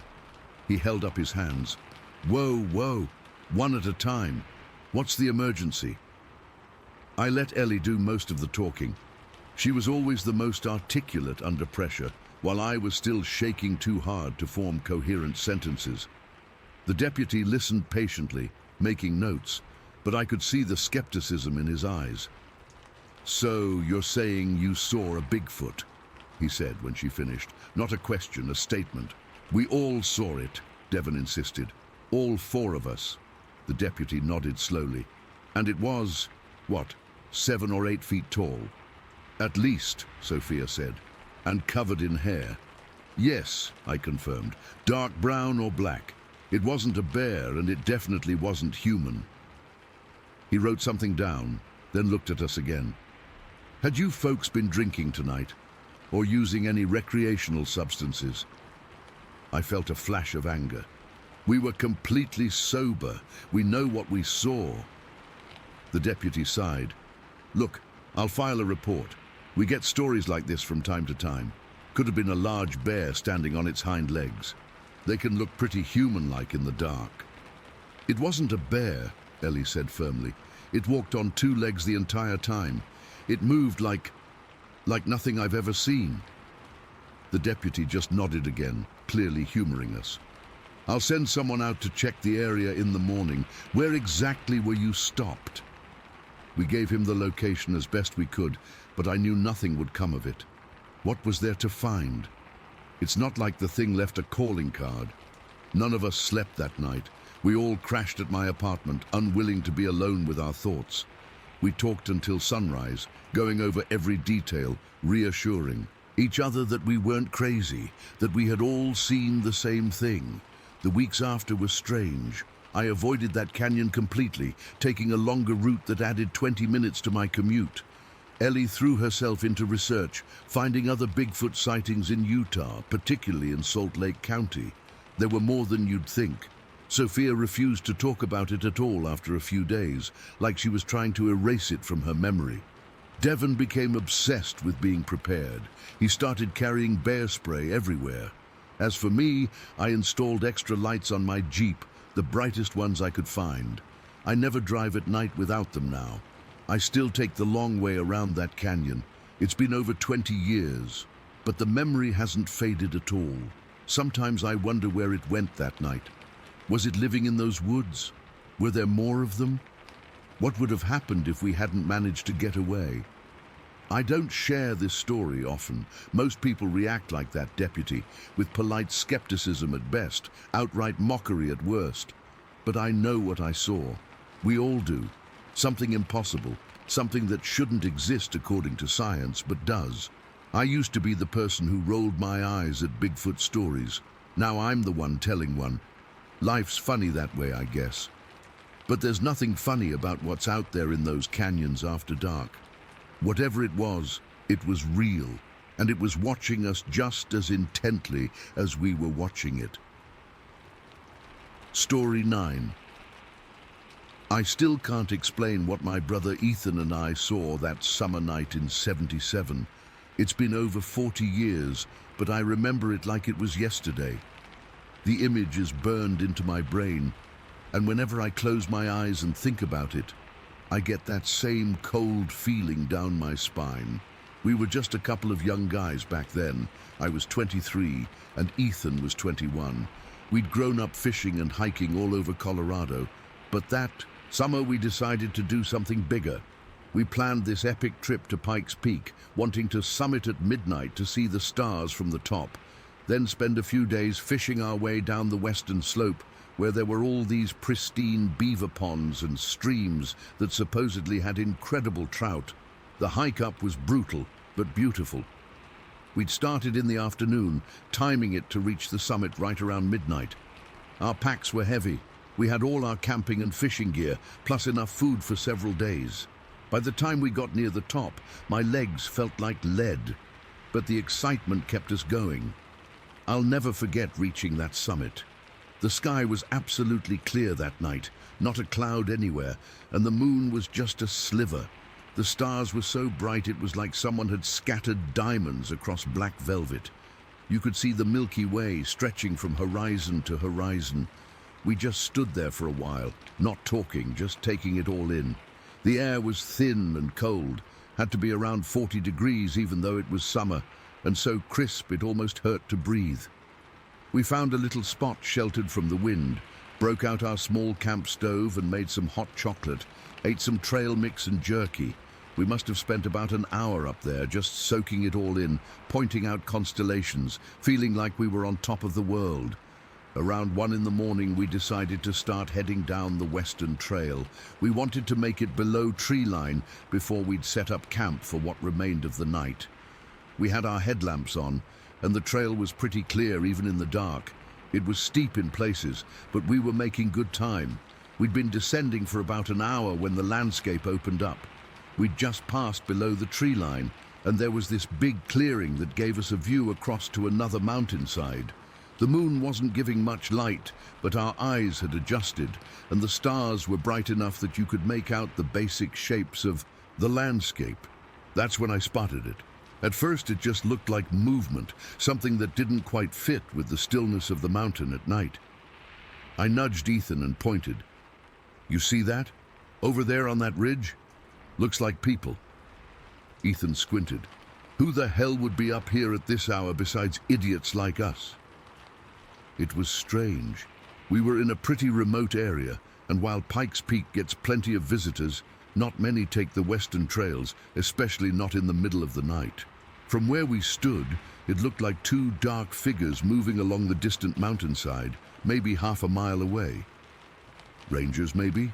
I suggested, but even as I said it, I knew that didn't make sense. "Let's check it out," Ethan said, already digging in his pack for the binoculars. We always carried a decent pair for spotting wildlife. He pulled them out and raised them to his eyes. I was watching his face when his expression changed. He didn't say anything, just slowly lowered the binoculars and handed them to me with a hand that wasn't quite steady. "What?" I asked, taking them. "Just look," he said quietly. I raised the binoculars to my eyes and adjusted the focus. What I saw made my blood run cold. It wasn't 2 people. It wasn't even 1 person. What I was looking at was something I couldn't comprehend. It was a single figure, but much larger than a person, tall and dark, completely covered in what looked like hair or fur. In the starlight, I couldn't make out any details of its face, but what struck me most were its arms. They were unnaturally long, swinging as it walked with a smooth, powerful stride. It wasn't lumbering or awkward. It moved with a grace that seemed impossible for something of its size. It was covering ground at an incredible pace, moving downhill toward the forest below. I couldn't speak. I couldn't even breathe. I just watched, frozen, as this thing, this creature, moved across the distant slope and then disappeared into the tree line. The whole sighting couldn't have lasted more than 10 or 15 seconds, but in those seconds, my entire understanding of the world shifted. This wasn't a bear. It wasn't a moose. It wasn't anything I'd ever seen before or could explain. When it vanished into the trees, I lowered the binoculars with shaking hands. Ethan and I just stood there, staring at the spot where it had disappeared. "Did you see?" Ethan finally broke the silence. "Yeah," I nodded. "I saw it." "What the hell was that, Marcus?" I shook my head. "I don't know." We both realized at the same time that neither of us had thought to take a picture. We had our cameras in our packs, but we'd been too shocked to even think about it. By the time the thought occurred to us, the thing was gone. We stood there for a long time, scanning the mountainside, but there was no further sign of movement. The night was still again, as if nothing had happened. "Should we go back?" Ethan asked, and I could hear the uncertainty in his voice. I thought about it. Going back meant hiking uphill again, then taking the main trail down, a much longer route that would mess up our entire trip plan. And honestly, whatever we'd seen was heading in the opposite direction, down into the forest on the other side of the valley. "I think we're okay," I said, trying to sound more confident than I felt. "It's moving away from us, and we've got our fishing to do, right?" Ethan nodded, but I could tell he was as unsettled as I was. We decided to continue with our original plan, but something had changed. The comfortable familiarity of the wilderness had been replaced by a new awareness that we might not be alone out here, that there might be things in these mountains that defied explanation. We continued down the trail, but now every snapping twig or rustling bush made us jump. We talked more than usual, partly to keep our spirits up and partly, I think, to make noise, to announce our presence to anything that might be out there. We hiked for another hour before finding a suitable spot to make camp. It was a small clearing with a good view of the surrounding area. We set up our tent quickly, working together with the efficient rhythm of brothers who'd camped together countless times. But there was a new tension in our movements, a hyper-awareness of our surroundings. As we worked, I kept thinking about what we'd seen. The creature's movements had been so fluid, so purposeful. It wasn't stumbling around like a lost hiker. It was moving like something that knew exactly where it was going, something that belonged in these mountains more than we did. We didn't build a fire that night. Somehow, the idea of announcing our location with light and smoke didn't seem wise. Instead, we ate a cold dinner of jerky and trail mix inside the tent, talking in low voices. "You think it was a bear?" Ethan asked, though I could tell from his tone he didn't believe that any more than I did. "No way," I shook my head. "Bears don't walk like that, and it was too tall, too, I don't know, proportioned differently." "Bigfoot?" He said it with a half smile, like he was almost embarrassed to suggest it. I shrugged. I don't know what else it could have been, but I never really believed in that stuff before. Me neither. We fell silent for a while, just listening to the night sounds outside the tent. The wind in the trees, the occasional hoot of an owl, the distant gurgle of the stream we planned to fish the next day. "Think it knows we're here?" Ethan finally asked. That was the question that had been haunting me since we'd spotted the thing. Had it seen us too? Was it aware of our presence the way we were now aware of its? "I don't know," I admitted, "but if it does, it seemed to be heading away from us." That night was one of the longest of my life. We took turns keeping watch, though neither of us slept much even during our off shifts. Every sound outside the tent seemed amplified. At one point, Something large moved through the underbrush nearby, probably just a deer, but my heart was pounding so hard I thought it might burst out of my chest. When dawn finally came, it brought with it a sense of relief. In the clear light of morning, our midnight encounter seemed almost dreamlike. We emerged from the tent, stiff and tired, but the familiar routine of breaking camp and getting ready for a day of fishing helped ground us. We spent the day fishing in a series of beaver ponds that cascaded down the mountainside. The fishing was as good as we'd heard, fat rainbow trout that fought hard and tasted amazing cooked over a small lunch fire. But even as we went through the motions of our planned trip, casting our lines into the clear mountain water, our conversation kept coming back to what we'd seen. Maybe it was just a really tall hiker with weird proportions, Ethan suggested at one point, but he didn't sound convinced. Moving that fast, in the middle of the night with no light?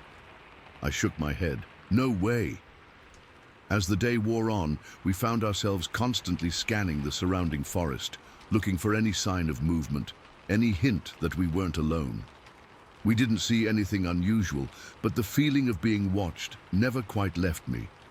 That night, we camped near one of the larger beaver ponds. We built a proper fire this time, telling ourselves that if the creature had wanted to find us, it could have done so already. We cooked the trout we'd caught, and as we sat by the fire, the familiar comfort of the flames helped ease some of the tension we'd been carrying. But as darkness fell completely and the fire burned down to embers, that sense of unease returned. We took turns on watch again that night, and again every sound seemed to carry potential danger. The rest of our trip passed without incident.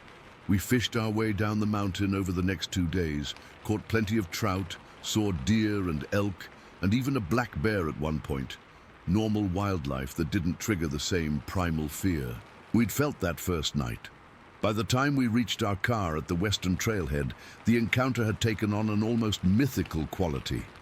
Had we really seen what we thought we saw? Or had the thin air, the fatigue and the darkness played tricks on our minds? But when I look at Ethan, even now, 40+ years later, and mention that night on Pikes Peak, I can see in his eyes that he remembers it exactly as I do. We saw something that night that shouldn't exist, something that doesn't fit into the orderly, natural world I was taught about in school.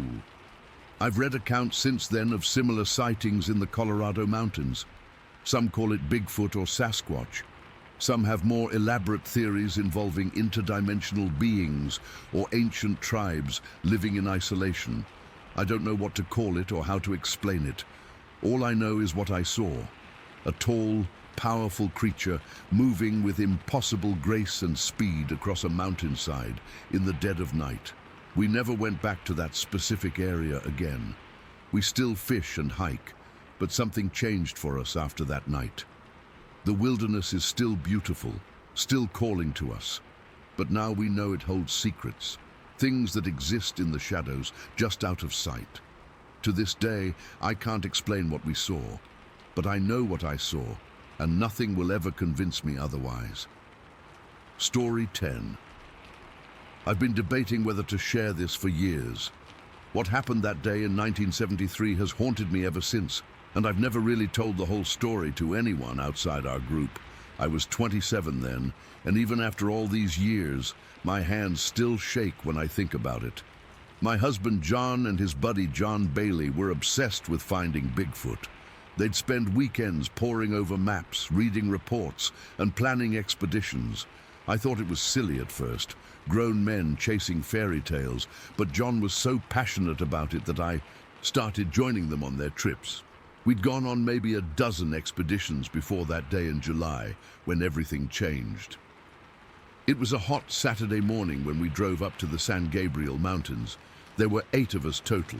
My husband John Baylor, John Bailey, their friends Mike and Dave, and us women, me, Joyce, Lisa, Bailey's wife, and 2 of their friends, Susan and Karen. We'd packed the cars with cameras, plaster for footprint casting, measuring tools, and of course, rifles. John always insisted on bringing protection, just in case. I remember rolling my eyes at that. We arrived at this remote spot in the canyon around 11 in the morning. It was beautiful but isolated. Tall sycamore trees, dense bushes, and a narrow dirt path leading up into the canyon. The men were excited about some reports of unusual activity in the area. Something about hikers hearing strange calls and finding broken branches that couldn't have been done by a human. The parking area was just a wide spot in the dirt road where we could fit our 3 cars. John looked at his map and pointed up the canyon. "We'll head up there to check it out. You ladies stay with the cars and we'll be back in a couple hours." I remember feeling annoyed. "Why can't we come too?" I asked. "The terrain's too rough," John said, checking his rifle. "And someone needs to watch the gear." I didn't like it, but I agreed. Lisa, Susan, Karen, and I settled in for a boring wait. We set up some folding chairs in the shade and brought out magazines and snacks. The men headed up the canyon path, carrying their equipment and looking like they were on some grand adventure. For about an hour, everything was normal. We chatted, flipped through magazines, and occasionally heard the men calling to each other in the distance. It was peaceful, birds chirping, the light breeze rustling through the sycamores. The temperature was climbing, probably in the 90s by then. Around noon, I noticed something odd. The forest had gone completely silent. No birds, no insects, nothing. I mentioned it to the others. "Maybe there's a hawk around," Lisa suggested, but she looked uneasy too. That's when we heard the first shouts from up the canyon. They were too distant to make out words, but the tone was alarmed. We all stood up, staring in the direction the men had gone. Then we heard what sounded like rocks falling, lots of them, and more shouting. "Something's wrong," I said, walking toward the path. The others followed, but we stopped at the edge of the clearing, unsure what to do. Then the smell hit me, a stench so foul I actually gagged. It was like rotting meat mixed with something musky and wild. The other women smelled it too. Karen whispered, "What is that?" I felt it before I saw anything, this overwhelming sense of being watched. The hair on my arms stood up, and I had this primal urge to run. I slowly turned toward the line of bushes about 30 feet from where we'd parked. That's when I saw it move, just a slight shifting behind the bushes at first. Then the bushes parted, and I saw a massive dark figure step out into a partial clearing. I couldn't breathe. This thing was enormous, at least 8 feet tall, maybe more. Its head was visible above the lower branches of the sycamores, which had to be 10 or 12 feet high. It was covered in dark, reddish-brown hair, with long arms that hung down almost to its knees. But it was the face that froze my blood. Not quite human, not quite ape, with deep-set eyes that looked directly at me with what I can only describe as intelligence. "Oh my God," Susan whispered beside me. "Oh my God." The creature just stood there watching us. It made no aggressive moves, but its sheer size was terrifying. I couldn't look away from its eyes. There was something there, something aware and calculating that made it far more frightening than any animal. Then the strangest thing happened. I felt a pressure in my head, like someone was pushing thoughts into my mind. Not words exactly, but impressions, powerful feelings of territorial warning, curiosity, and something else I couldn't identify. It was like it was trying to communicate without speaking. That's when we heard more shouting from the canyon, closer now. The creature's head snapped in that direction, then back to us. It took one step forward. "The car," I whispered urgently. "Get to the car." We backed up slowly toward the nearest vehicle, which was my station wagon. I had the keys in my pocket. The creature took another step forward, now fully visible in the clearing. Standing upright, it was massive, broad shoulders, powerful chest, and those long arms. Its hands were huge, with what looked like blackened palms. Lisa stumbled and nearly fell. The creature made a huffing sound, and I swear I felt another wave of that mental pressure, this time with anger mixed in. "Run!" I hissed, and we bolted for the car. I fumbled with the keys, my hands shaking so badly I could barely get them into the lock. The others piled in, and I finally got the door open and jumped behind the wheel. As I started the engine, I looked up to see the creature walking, not running but walking with purpose, directly toward us. Its gait was fluid, nothing like the awkward shuffle you see in those fake Bigfoot films. This thing moved with the confidence of an apex predator. I threw the car into reverse, spinning the tires in the dirt as I backed up to turn around. Through the windshield, I could see it was now only about 20 feet from us. Close enough that I could make out details. A heavy brow ridge, a wide nose, lips pulled back to reveal teeth. Its eyes never left mine. That's when something truly unexplainable happened. As I put the car in drive and started to pull away, I felt a command in my mind, as clear as if someone had spoken. Stop! My foot actually hesitated on the gas pedal. For just a second, I felt compelled to do as it wanted. The others felt it too. Karen actually reached for the door handle before Lisa grabbed her arm. "Drive!" Susan screamed, breaking the spell. I floored it. The station wagon fishtailed on the dirt road as we sped away. In the rearview mirror, I saw the creature standing in the middle of the road, watching us leave. It made no attempt to chase us. I drove about a mile down the road before pulling over, my hands shaking uncontrollably on the steering wheel. We were all hyperventilating, trying to process what we'd just seen. "What about the men?" Lisa asked, panic in her voice. We debated what to do. Should we go back, call for help? We had no way to contact them. This was 1973, no cell phones. I was terrified for John and the others, but equally terrified of going back there. "We need to get help," I decided. "We'll drive to the ranger station." But before we could leave, we heard engines approaching. 2 of our cars came around the bend. The men had made it out. We leaped from my car as they pulled up beside us. They looked shaken, especially my husband. "What happened to you?" John asked as he jumped out, looking at our terrified faces. "There was something," I started, but he cut me off. "You saw it too, up on the ridge?"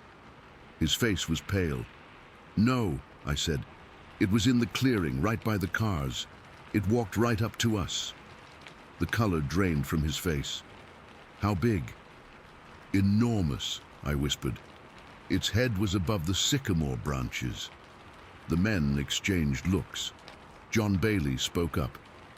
"We were about half a mile up the canyon when we started hearing something moving ahead of us. Then rocks began falling, not rolling down naturally, but being thrown down at us." My husband continued, "We thought it might be kids playing pranks, but then we saw movement up on the ridge, something big moving between the trees. And then—" John Bailey hesitated, looking embarrassed. "Tell them," my husband urged. Bailey ran a hand through his hair. "I felt something in my head, like it was telling me to leave, to turn around and go back." My husband nodded. "Me too. I actually put my rifle down. I don't know why, it was like I couldn't help myself." The 3rd car with Mike and Dave arrived, and they shared similar experiences. They'd felt compelled to leave their equipment behind and retreat. Dave was visibly shaken. "It wasn't natural," he kept saying, "the way it got into our heads." We decided to stay at a motel in the nearest town that night. None of us wanted to drive back in the dark, and the men insisted on returning in the morning to retrieve their abandoned equipment. I barely slept. Every time I closed my eyes, I saw those intelligent eyes staring into mine, felt that pressure in my mind. John was restless too, getting up several times to pace the room. At dawn, we drove back. I didn't want to go, but I couldn't stand the thought of being left alone at the motel either. When we arrived at the parking area, everything looked different. The chairs we'd left behind were scattered and broken. Our cooler was crushed, its contents strewn about, but it was the footprints that convinced the skeptics in our group. They were everywhere, enormous impressions in the soft dirt, at least 16 inches long and proportionately wide. They weren't in a neat path, but scattered throughout the area, as if multiple creatures had been walking around our campsite. John and Bailey made plaster casts of the clearest prints. The men retrieved what remained of their equipment. Some of it was missing, some damaged. No one suggested going back up the canyon. On the drive home, we tried to make sense of what had happened. What had we encountered? How could it project thoughts into our minds? Were there more than one? The footprints suggested there were.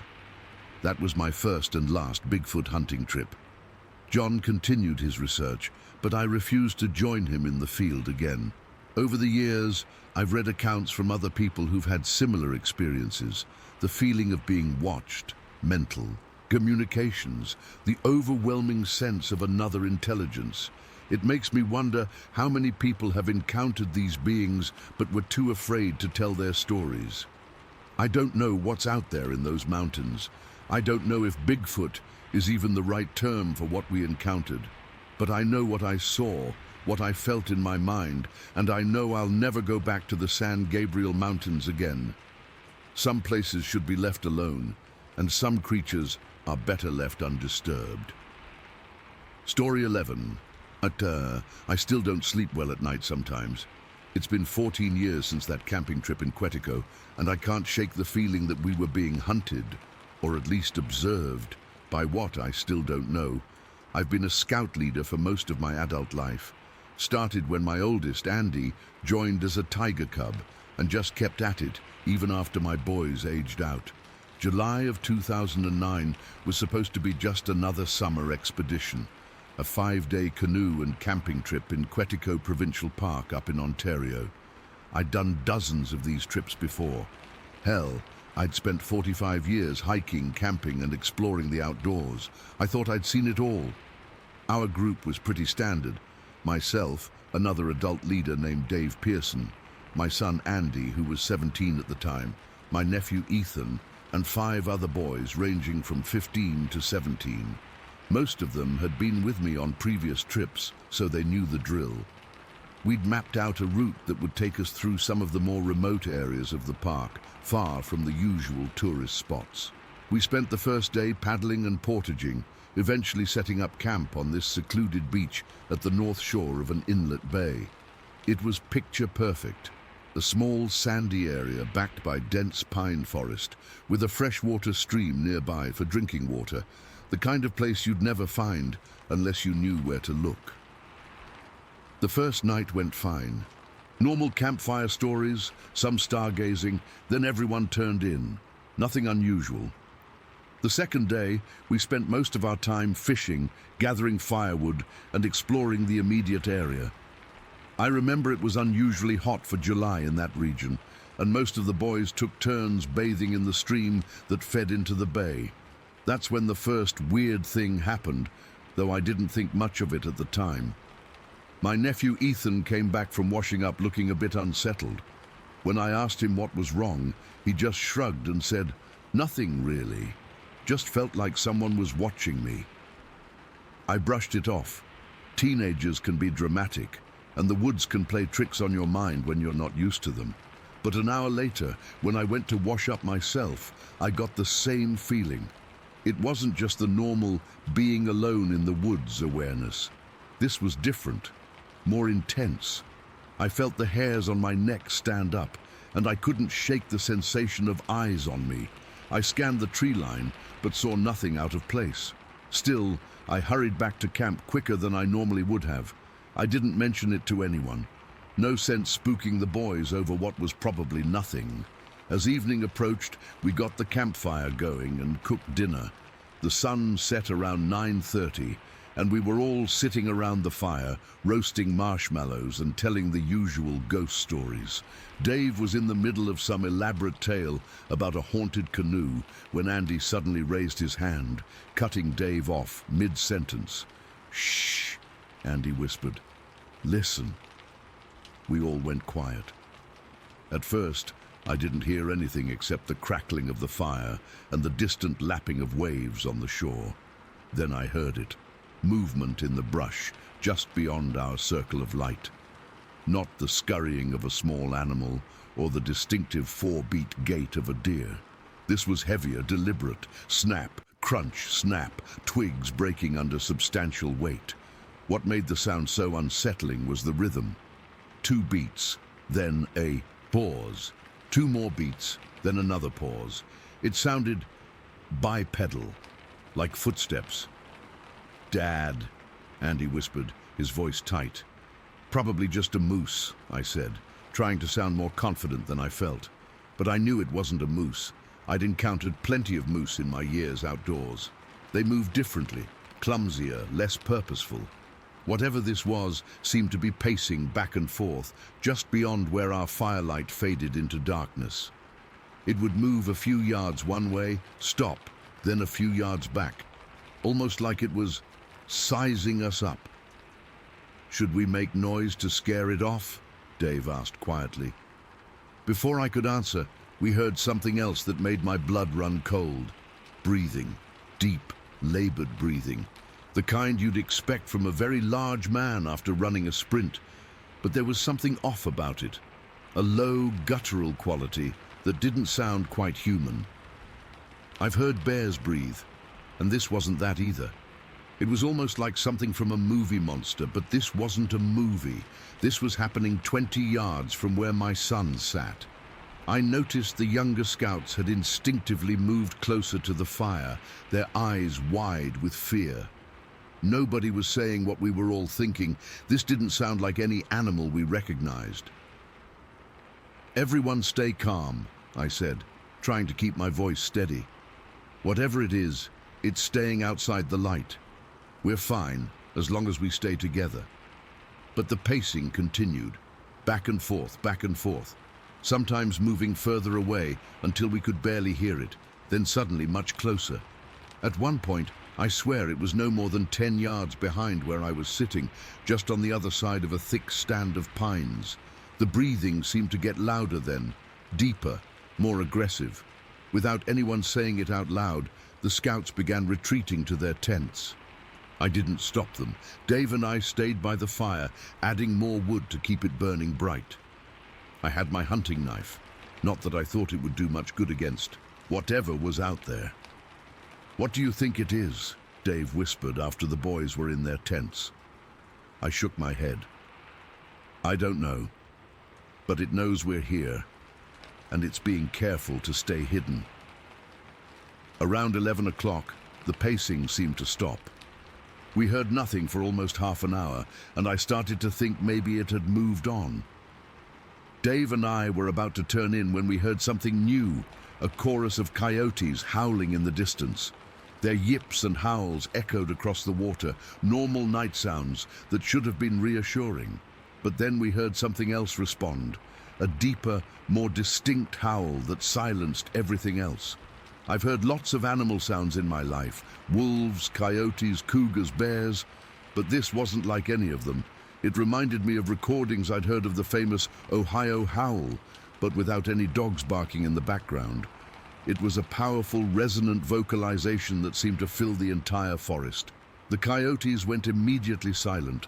2 more howls followed, each one fainter, as if whatever made the sound was moving away from us. The last one was barely audible, maybe a mile distant. Dave and I looked at each other, neither wanting to be the first to speak. Finally, he said, "Thomas, I've been camping all my life. I've never heard anything like that." "Me neither," I admitted. We stayed up another hour, but heard nothing more. Eventually, we put out the fire and retreated to our tents. I don't think either of us slept much that night. I kept my knife close and found myself listening for the slightest sound outside the tent. The boys were quiet, but I could tell from the occasional whispers that they weren't sleeping either. At first light, I was up and out of my tent. I needed to see if whatever had been circling our camp had left any evidence behind. The ground around our campsite was mostly covered in pine needles, not ideal for tracking, but I searched anyway. Near where I thought the creature had been closest to me the night before, I found a disturbed area where the needles had been brushed aside, revealing the soil underneath. There were indentations that could have been footprints, but they weren't clear enough to make out any details. What impressed me most, thinking back on it, was that whatever had been moving around our camp had been navigating difficult terrain, fallen logs, thick underbrush, exposed roots, smoothly and silently in complete darkness. No ordinary animal could do that. No person either, unless they knew the area intimately. At breakfast, the boys were subdued. Nobody wanted to be the first to bring up what we'd heard, until Andy finally said, "So we're not going to talk about last night?" The floodgates opened. Everyone had theories. A bear, a moose, maybe a Sasquatch. One of the younger scouts was convinced it was a Wendigo. I let them talk it out, but I didn't offer any explanation of my own, because the truth was, I didn't have one. We had 3 more days scheduled for our trip, but after a quick conference with Dave, we decided to cut it short. We packed up camp that morning and headed back. I told the boys it was because of approaching weather, but the real reason was that neither Dave nor I wanted to spend another night in that spot. On the paddle back, I kept scanning the shoreline, half expecting to see something watching us from between the trees. I never saw anything, but that feeling of being observed never quite went away until we were back in our vehicles. I've been back to Quetico many times since then, but never to that particular inlet. I've also spent countless hours researching what we might have encountered. I've read about territorial bears, stalking cougars, even the folklore of the Wendigo that the scout had mentioned. None of it quite matches what we experienced. The thing that still bothers me most is the deliberate nature of it all. Whatever was out there wasn't just passing through. It was circling us, watching us, almost like it was curious or waiting for an opportunity. 14 years later, and I still wake up sometimes thinking I hear those footsteps outside my bedroom window. 2 beats, then a pause. 2 more beats, then another pause. And sometimes, just before I fall back asleep, I swear I can hear that deep, labored breathing. Story 12. I still get goosebumps thinking about what happened that day in May 2010. I've gone back and forth about sharing this for years, but I need to get it off my chest. And maybe someone here has seen something similar. It was a Saturday afternoon, around 4 p.m. The weather was perfect. Not too hot yet, just warm enough for t-shirts. My son Jake, he's 14, and I decided to take a shortcut home through the railroad tracks after spending the morning fishing at the creek. We live in Monroe County, Tennessee. Been here my whole life. These tracks run through most of the county, and locals use them as shortcuts all the time. The tracks cut through a pretty isolated area with woods on both sides. There's something peaceful about walking along railroad tracks. The rhythm of stepping from tie to tie, the slight echo of your footsteps on the gravel. Jake was walking ahead of me, talking about some video game he was obsessed with at the time. I wasn't really paying attention, just nodding and enjoying the afternoon. We'd been walking maybe 15 minutes when Jake suddenly stopped dead in his tracks. I almost bumped into him. "Dad," he whispered, his voice tight. "What's that?" I looked up, following his gaze, and that's when I saw it. Standing dead center on the tracks about a block away, maybe 100 yards, was something. At first, my brain tried to make sense of it. Was it a person? No, way too big. A bear standing up? No, the posture was all wrong. It was standing completely upright on 2 legs. Broad, I mean incredibly broad, shoulders, maybe 3 or 4 feet across. The height is what really got me though. I'm 6'1", and this thing had to be at least 7 feet tall, maybe 8. It was covered in this shaggy, light brown fur or hair that moved slightly in the breeze. What struck me most was how still it was standing, just watching us, not moving a muscle, not trying to hide, standing right there in the open like it had every right to be there. My heart started hammering so hard I could hear it in my ears. Jake backed up against me, and I put my hand on his shoulder. His body was rigid with tension. "Dad," he whispered, his voice shaking, "is that a bear?" I couldn't speak for a second. Every instinct I had was screaming at me that this wasn't right, that we needed to leave. but I was frozen in place, staring at this thing that shouldn't exist. The longer I looked, the more details I could make out. The proportions were all wrong for a human. Arms too long, hanging down almost to its knees. The head sat directly on those massive shoulders with barely any neck visible. "We need to go," I finally managed to say, my voice barely audible. "Slowly, back the way we came." We started backing up, not taking our eyes off the figure. It still hadn't moved, just standing there watching us. We'd gotten maybe 20 feet back when Jake stumbled on the uneven gravel between the ties. The sound seemed impossibly loud in the silence. That's when it moved. It wasn't a sudden movement, more like a deliberate shift of weight from one foot to the other. Even that small motion sent a wave of panic through me. The thing was massive, powerful looking, and suddenly very real. "Run," I said, all thoughts of moving slowly forgotten. "Run!" We turned and sprinted back the way we'd come. I kept Jake in front of me, my hand on his back, pushing him forward.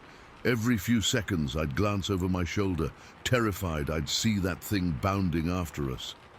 But the tracks behind us were empty. We didn't stop running until we reached the road, lungs burning and legs shaking. My truck was parked about a quarter-mile away, and we practically dove inside once we reached it. I locked the doors immediately, hands trembling so badly I could barely get the key in the ignition. Jake was hyperventilating in the passenger seat. "What was that, Dad? What was that?" I didn't answer right away. My mind was racing, trying to rationalize what we'd seen. Could it have been a hunter in some kind of ghillie suit? No, the proportions were all wrong, and who would just stand there like that? A bear? Definitely not. Wrong color for our area, and it was standing completely upright for far too long.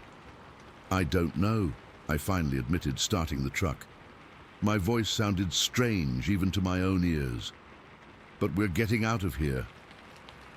As I pulled onto the main road, my daughter Amy's story from earlier that week suddenly crashed into my thoughts like a freight train. She's 19 and works closing shifts at the diner in town.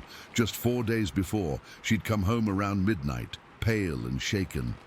Her friend Kayla had been driving her home, and they'd taken the back road that runs parallel to those same railroad tracks. Amy had told me they saw something huge moving in the woods beside the tracks. Kayla's headlights had caught it for just a second, something tall and hairy ducking behind a tree. They'd both screamed, and Kayla had floored it. I'd written it off as two girls scaring themselves in the dark, maybe seeing a deer or a bear. I'd even teased Amy about it the next morning. But now I felt sick. The connection between what they'd seen and what Jake and I had just encountered was impossible to ignore. That night, after Jake had finally fallen asleep, I sat at the kitchen table, unable to stop thinking about what we'd seen. I've lived in these woods my whole life. I know every animal that's supposed to be here. What we saw wasn't one of them. I pulled out my laptop and started searching. Bigfoot sightings, Tennessee. I'd never been one to believe in that stuff, always thought Bigfoot was just a story for campfires and TV shows. But sitting there at my kitchen table, hands still shaking slightly, I couldn't think of any other explanation for what we'd seen. The search results were overwhelming. Hundreds of sightings across East Tennessee, many in counties neighboring Monroe. I spent hours reading account after account, my skin crawling as I recognized details that matched what we'd seen. The height, the broad shoulders, the long arms, the brown shaggy fur. I found myself on a forum where people shared their encounters. One post in particular stopped me cold. A truck driver described seeing something crossing the railroad tracks in Monroe County in April, just a month before our sighting. He described the same light brown fur, the same impossible height, the same unnerving stillness when it spotted his truck. For the next week, I couldn't sleep properly. Every noise outside the house had me on edge. I kept replaying that moment on the tracks in my mind, seeing those details that just wouldn't fit any normal explanation. The stillness of it, the deliberate way it shifted its weight. the feeling of being watched by something intelligent. I couldn't bring myself to tell Amy that I'd seen what she described. She was already having trouble sleeping after her own experience. Jake seemed to be handling it better, the resilience of youth, I guess, but he refused to take the shortcut through the tracks anymore. 2 weeks after our encounter, my buddy Steve from work came over for beers. After a couple of drinks, I finally told someone what had happened. I expected him to laugh, to tell me it was probably just some guy in a costume messing with us. Instead, he got real quiet. My cousin Ryan swears he saw something like that out by Coca Creek last hunting season, he said finally. Said it was watching him from across the ridge for almost an hour. He wouldn't go back out there, even though he'd been hunting that spot for 15 years. It hit me then that this thing, whatever it was, had been in our area for a while. People had seen it, but most were too embarrassed or scared to talk about it openly. How many sightings had gone unreported because people feared being ridiculed? The next day, I drove out to where the railroad tracks cross Ballplay Road.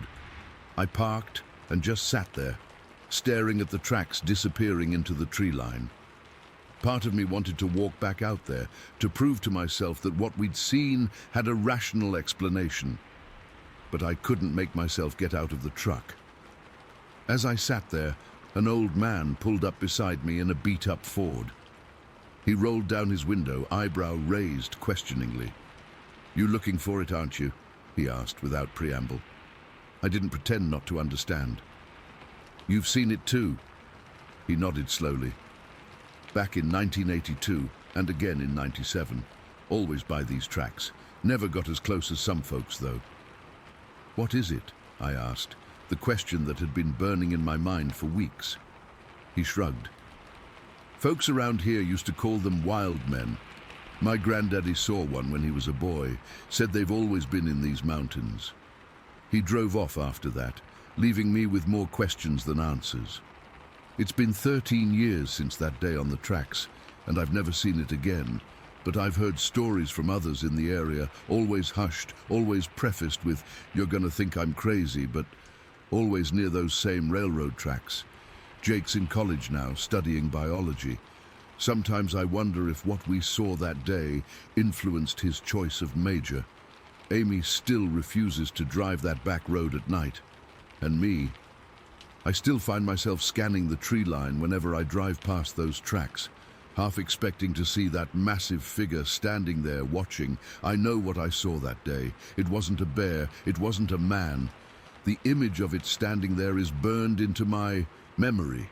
The impossible breadth of its shoulders, the way the light brown fur moved in the breeze, the stillness with which it observed us.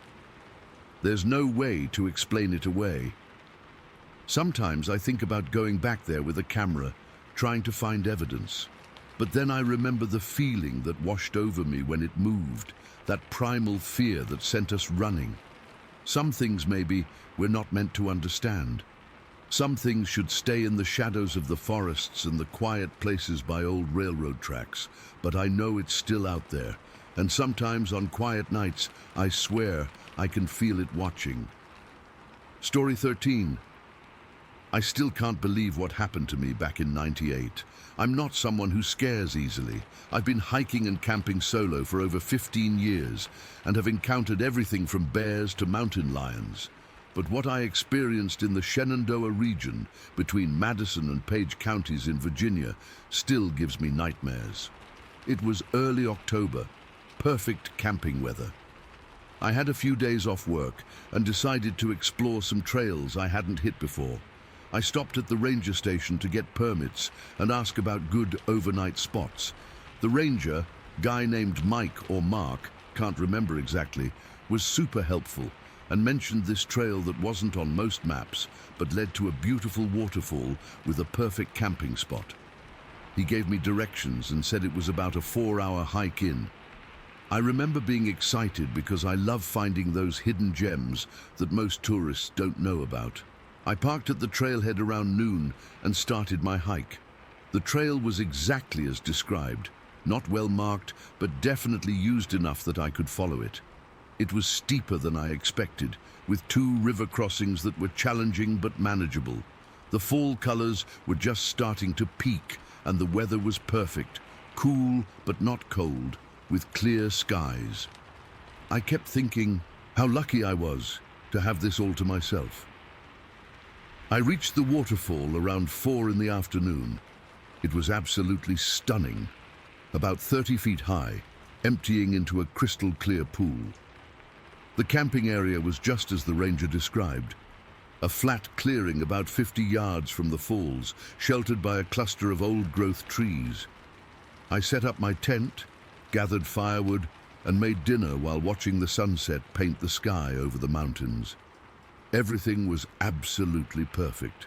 I'm usually an early sleeper when camping, so around 9 I put out my fire, secured my food, bear country, you know, and got into my sleeping bag. I remember falling asleep to the sound of the waterfall, feeling completely at peace. That peace didn't last long. I was jolted awake around 1 in the morning by a sound that I initially thought was part of a dream, rocks being thrown or knocked together. Not the random tumble of rocks in a landslide, but deliberate, like someone was picking them up and tossing them. I sat up and listened, my heart immediately racing. The sounds were coming from up the trail, maybe 200 or 300 meters away. At first, I tried to rationalize it. Maybe it was a bear moving around, knocking rocks loose, or possibly another camper who'd arrived late and was setting up. But deep down, I knew neither explanation made sense. Bears don't throw rocks, and no sane hiker starts setting up camp at 1 in the morning in the middle of nowhere. I grabbed my flashlight and unzipped my tent just enough to peer out. The moon was nearly full, casting an eerie blue light over everything. I could see the trail leading away from my campsite and up the mountain, but nothing moving. The rock-throwing sound continued, sometimes stopping for 30 seconds or so before starting again. Then I realized something that made my blood run cold. The trail I'd hiked in on was the only way out. Whatever was making those sounds was between me and my only escape route. I decided to stay in my tent and hope whatever it was would move on. I always carry protection when I'm in remote areas, a .357 Magnum that I've thankfully never had to use for anything more than signaling. I reached for my backpack where I kept it and pulled the gun out, just to have it ready. That's when I heard it, footsteps, heavy, deliberate footsteps moving down the trail toward my campsite. Not the 4-footed gait of a bear or deer, but bipedal, like a person walking. Except each step sounded impossibly heavy, like whatever was making them weighed hundreds of pounds. The footsteps got closer, maybe 100 meters away, and then stopped. I was frozen in my tent, hardly daring to breathe. Then I heard a sound I still can't properly describe, a sort of low, rumbling growl that was nothing like any animal I've ever heard. It wasn't a bear or a cougar or anything I could identify. It was deeper, more guttural, and somehow intelligent sounding. I don't know what made me do what I did next. Pure instinct, I guess. I cocked the .357, making that distinctive metallic sound that carries in the quiet of the night. Immediately, everything went silent. No footsteps, no growling, nothing. For about 2 minutes, there was absolute stillness. Then I heard the footsteps again, but this time moving away, back up the trail. Whatever it was, it seemed to recognize the sound of a gun being readied and didn't want to mess with it. I wish I could say I was brave enough to stay in my tent, but I wasn't. Once the footsteps faded, I grabbed my gun, flashlight, a blanket, and climbed the nearest climbable tree, a big oak about 20 yards from my tent. I wedged myself into a fork about 15 feet up and wrapped the blanket around me. I was too terrified to make a fire, worried it might attract whatever was out there back to my location. I spent the rest of the night in that tree, shivering from both cold and fear. Every sound made me jerk awake, an owl hooting, branches creaking in the breeze. I kept the gun ready the entire time, scanning the darkness around my campsite. I didn't see anything else that night, but I could feel it, a presence watching from somewhere in the darkness. I know how that sounds, but anyone who's spent time in the wilderness knows that feeling when you're being watched. As soon as the first grey light of dawn appeared, I scrambled down from that tree. My entire body ached from being cramped in the same position for hours, and my hands were so stiff from cold I could barely grip my flashlight. I went straight to my tent and started packing, throwing everything into my backpack haphazardly. I left the tent itself, my cooking gear, and most of my supplies. All I took was some food, water, my gun, and my map. I just wanted to get the hell out of there. The sun wasn't fully up yet when I hit the trail, heading back the way I'd come. The 4-hour hike in would normally take about the same time going out, but I was moving as fast as I safely could on the rough terrain. I kept looking over my shoulder, convinced I was being followed. I'd made it maybe halfway down the mountain, approaching the first river crossing, when I heard it again. That same sound of rocks being knocked together. It was coming from somewhere to my right, down near the river. I stopped dead in my tracks, my heart pounding so hard I could feel it in my throat. That's when I saw it. The sun was just cresting the eastern ridge, casting long shadows through the trees, but illuminating the area near the river with a golden glow. Standing there about 50 yards away was something. I say something because even now I struggle to describe what I saw. It was tall, easily 7 feet, maybe more. It was standing upright on 2 legs, but it wasn't human. Its proportions were all wrong. Arms too long, torso too thick. It was covered in what looked like dark hair or fur, but patchy, not uniform. Its head was large and somewhat conical, sitting directly on, broad shoulders with almost no neck visible. It was standing perfectly still, just watching me. I couldn't make out facial features clearly at that distance and with the backlighting from the sun, but I could feel its eyes on me. For maybe 5 seconds, we just stared at each other. Then it opened its mouth and let out a sound that still haunts my dreams. It started as something like a baby's cry, high-pitched and keening, but quickly transformed into the deepest, most guttural howl I've ever heard. It seemed to go on forever, echoing off the mountains around us. I completely lost it. Pure panic took over, and I raised my .357 and fired. All 6 rounds, one after another, as fast as I could pull the trigger. I wasn't aiming carefully, I just fired in the creature's general direction. When the gun was empty, I looked up to see nothing. It was gone. No sound of it running away, no movement in the underbrush. It had simply vanished. I didn't stick around to investigate. I reloaded the gun with shaking hands and ran. I mean literally ran, stumbling and sliding down that mountain trail. I crossed both rivers without even pausing to take off my boots, splashing through water that was waist-deep in places and freezing cold. I didn't care. I just needed to get back to my car. I made it to the trailhead in just under 2 hours, half the time it should have taken. My legs were on fire, my lungs burning, but fear kept me moving. When I finally saw my car sitting there in the small gravel lot, I nearly collapsed with relief. I drove straight to the ranger station, soaking wet and probably looking like a madman. A different ranger was on duty, an older guy named Bill. When I told him what happened, he got this strange look on his face. He told me that trail was supposed to be closed. There had been reports of unusual wildlife activity in the area, and they weren't allowing hikers in until they could investigate. When I told him that one of his rangers had specifically directed me there just the day before, he seemed genuinely confused. He checked the staff schedule and said no one had been working the information desk when I claimed to have gotten directions. As I was leaving, Bill mentioned a storm system moving in and said they were closing several trails because of it. But the sky was completely clear, and the weather report I'd checked that morning had shown nothing but sunshine for days. I've never gone back to that area. I've tried researching local legends or reports of similar encounters in those counties, but found very little concrete information. Sometimes I wonder if the rangers know more than they're saying, using the weather as an excuse to close areas where this thing has been spotted. To this day, I don't know what I encountered in those Virginia woods. I just know that nothing will ever make me go back there to find out. Story 14. I still don't know what we saw that summer in 2006.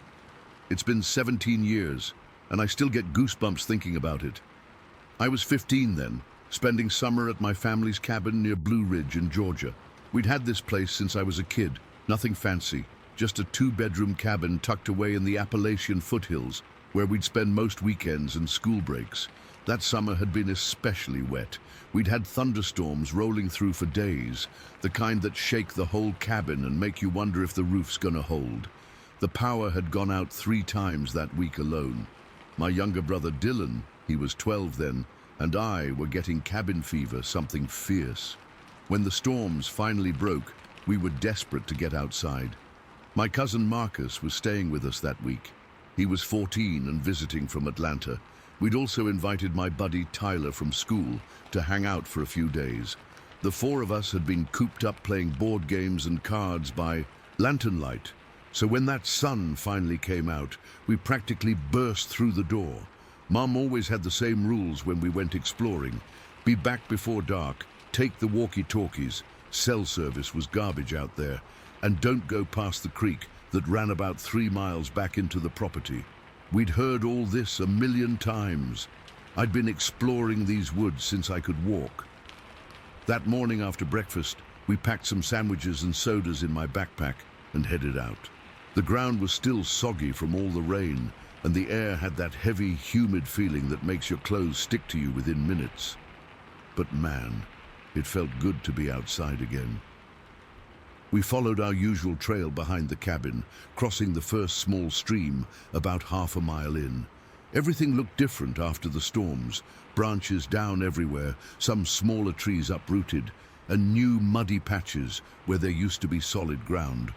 It was like rediscovering our own backyard. About 2 miles in, we reached this clearing we'd always called the rock spot, just a flat area with some big boulders, perfect for sitting and having lunch. The place was more overgrown than usual with all the rain, but we cleared a spot and broke out the food. That's when I first felt it, this weird sensation crawling up my spine, like when you're home alone and suddenly you're convinced someone's in the house with you. I kept looking over my shoulder, scanning the trees at the edge of the clearing. Dylan must have felt it too, because he asked, "You guys hear something?" We all went quiet, listening. And that's what hit me next, the silence. Anyone who's spent time in the woods knows they're never actually quiet. There's always birds, insects buzzing, leaves rustling. But right then, there was nothing. Even the air felt different, heavier somehow. "Let's head back," I said, trying to sound casual. No one argued. We packed up quickly, not even finishing our food. As we started back down the trail, Tyler pointed out how the woods were dead silent. I was glad I wasn't the only one noticing. We'd gone maybe a quarter mile when we heard it. Something moving through the underbrush ahead of us. Not like a squirrel or even a deer. This was heavy, deliberate. The sound of branches snapping and brush being pushed aside. We all froze. Marcus whispered, "Bear?" But I shook my head. We had black bears in these woods, but they usually made more noise, and they generally avoid people. The footsteps stopped. Whatever it was had gone still too. We stood there for what felt like forever, nobody wanting to move first. Finally, I motioned for us to take a different path, one that looped around to the right, but would still lead us back to the cabin. As we started moving again, the footsteps resumed, but they were paralleling us now, moving in the same direction about 30 yards to our left, just out of sight in the thicker trees. My heart was pounding so hard, I was sure everyone could hear it. Dylan grabbed the back of my shirt, walking so close he kept stepping on my heels. "What is that?" he whispered. "Probably just a deer," I said, not believing it myself. "Let's just keep going." We picked up our pace, and whatever it was matched us. When we'd go faster, it would go faster. When we slowed down, it would slow down too. It was tracking us, and it knew exactly where we were. When we finally broke through the tree line, I felt a flood of relief, seeing the cabin about 400 yards across the back field. But that relief vanished when Tyler grabbed my arm so hard it hurt. "Look," he hissed, pointing back toward the edge of the woods we'd just left, but about 200 yards to our left. That's when I saw it. Standing just at the edge of the trees was something. It was upright, like a person, but bigger, at least 6 feet tall, maybe more. It was dark, not just in coloring, but like it was absorbing the light around it. From that distance, I couldn't make out details, but I knew with absolute certainty it wasn't a bear, wasn't a person, wasn't anything I'd ever seen before. It didn't move. It just stood there, watching us. I could feel it looking at us, even though I couldn't clearly see its face. "Run," I said, and we did. We sprinted across that field like our lives depended on it, not looking back until we slammed through the back door of the cabin, locking it behind us. Mom was cooking dinner and looked at us like we were crazy, all of us panting and wide-eyed. I tried to explain what we'd seen, but she just shook her head and said we'd probably spooked a bear or maybe even a person hiking through the property. That night, none of us slept well. I kept getting up to look out the window, half expecting to see that figure standing in our yard. By morning, in the bright sunlight, it was easier to believe Mom's explanation. Maybe we had just scared ourselves, letting our imaginations run wild after being cooped up for days. But 2 days later, the curiosity was killing us. Tyler was the one who suggested going back, in broad daylight this time. Safety in numbers, we figured. Mom made us take the walkie-talkie and told us to be back in 2 hours. We didn't plan to go as far this time, just to the edge of the woods to look around, maybe convince ourselves it had been nothing. The day was bright and hot, nothing like the eerie atmosphere from before. We'd only gone about 300 yards into the trees when Dylan called us over. There, in a patch of mud near the path, was a footprint. A single, massive footprint. It was shaped kind of like a human foot, with 5 distinct toes, but it was huge. I wear a size 12 shoe, and this was at least 4 or 5 inches longer and much wider. And it wasn't a bear print. Bears have claws, and a different shape altogether. This had toes, not claws. We all stared at it, nobody saying anything for a long moment. I took out my flip phone and snapped a blurry picture, though I knew it wouldn't show much. "We should go," Marcus said, and nobody argued. But instead of going back the way we came, following the tree line like before, we decided to cut straight across the open field. That's when Tyler stopped dead in his tracks, almost causing me to run into him. "Oh my God," he whispered, pointing toward the woods about 50 yards to our right. There it was, sitting on an old fallen tree stump. It was massive, shoulders broader than any man I'd ever seen, with thick, muscular arms resting on its knees. Its body was covered in what looked like dark hair or fur. I couldn't see a neck. Its head seemed to sit directly on those massive shoulders. As we stood there frozen, it turned to look at us, but it didn't just turn its head, it rotated its entire upper body. And then it looked directly at us. I've never felt anything like that moment. The pure animal fear that floods your system and shuts down all rational thought. We ran. All of us, without a word, just turned and sprinted back toward the cabin. This time, Mom could tell something was seriously wrong. Tyler's dad was visiting too, and after we told them what we'd seen, they actually took us seriously. Tyler's dad grabbed his hunting rifle, Mom took her shotgun, and they went to check it out while we stayed locked in the cabin. They came back an hour later looking shaken. They hadn't seen the creature, but they'd found where it had been sitting. The brush was flattened in a wide circle, and there was a smell. Mom described it as the worst thing she'd ever encountered, like sweat and urine and something rotting all mixed together. As they were leaving the area, Mom said she saw something moving behind them, something big and dark, walking upright, that disappeared into the trees when she turned to look directly at it. Tyler's dad didn't see it, but he heard the brush moving. We called the local authorities, but the game warden who came out just took some notes and basically told us it was probably a bear, even after seeing the footprint, which had mostly been washed away by then anyway. He said black bears sometimes stand on their hind legs and can look surprisingly human-like from a distance. But I know what I saw wasn't a bear. I'm 32 now, and I still go to that cabin. I still walk those woods, though I carry a pistol now. Not because I want to hurt whatever's out there, but because I need that security. The weird thing is, I'm not really afraid anymore. If that creature had wanted to harm us, it had plenty of chances. It was watching us, studying us, but it kept its distance. Sometimes, especially after heavy rains, I'll find those footprints again. Once or twice, I've caught that same unmistakable smell. I've never seen it as clearly as I did that day, but sometimes, in the corner of my eye, I'll catch movement in the trees that doesn't fit. The locals don't talk about it much, but if you get them drinking around a campfire, you'll hear similar stories. Something's out there in those hills, something that was there long before us and will probably be there long after we're gone. I don't know what it is, but I respect that those woods are its home, not mine. I'm just a visitor passing through.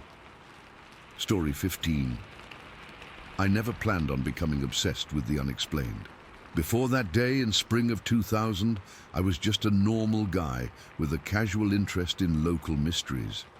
I'd moved to northern Indiana a few years earlier for work and kept hearing stories from locals about strange cries coming from the Scioto River area. Not animal sounds, not quite human either. Something in between that made the hair on your neck stand up. At first, I laughed it off. People love their local legends, right? But after hearing the same descriptions from different people who didn't know each other, always at night, always a sound that seemed to echo off the water, always described as something between a howl and a scream, my curiosity got the better of me. That's how I found myself walking along the Scioto that spring day. The weather was perfect, warm but not hot, with a light breeze rustling through the trees that lined the riverbank.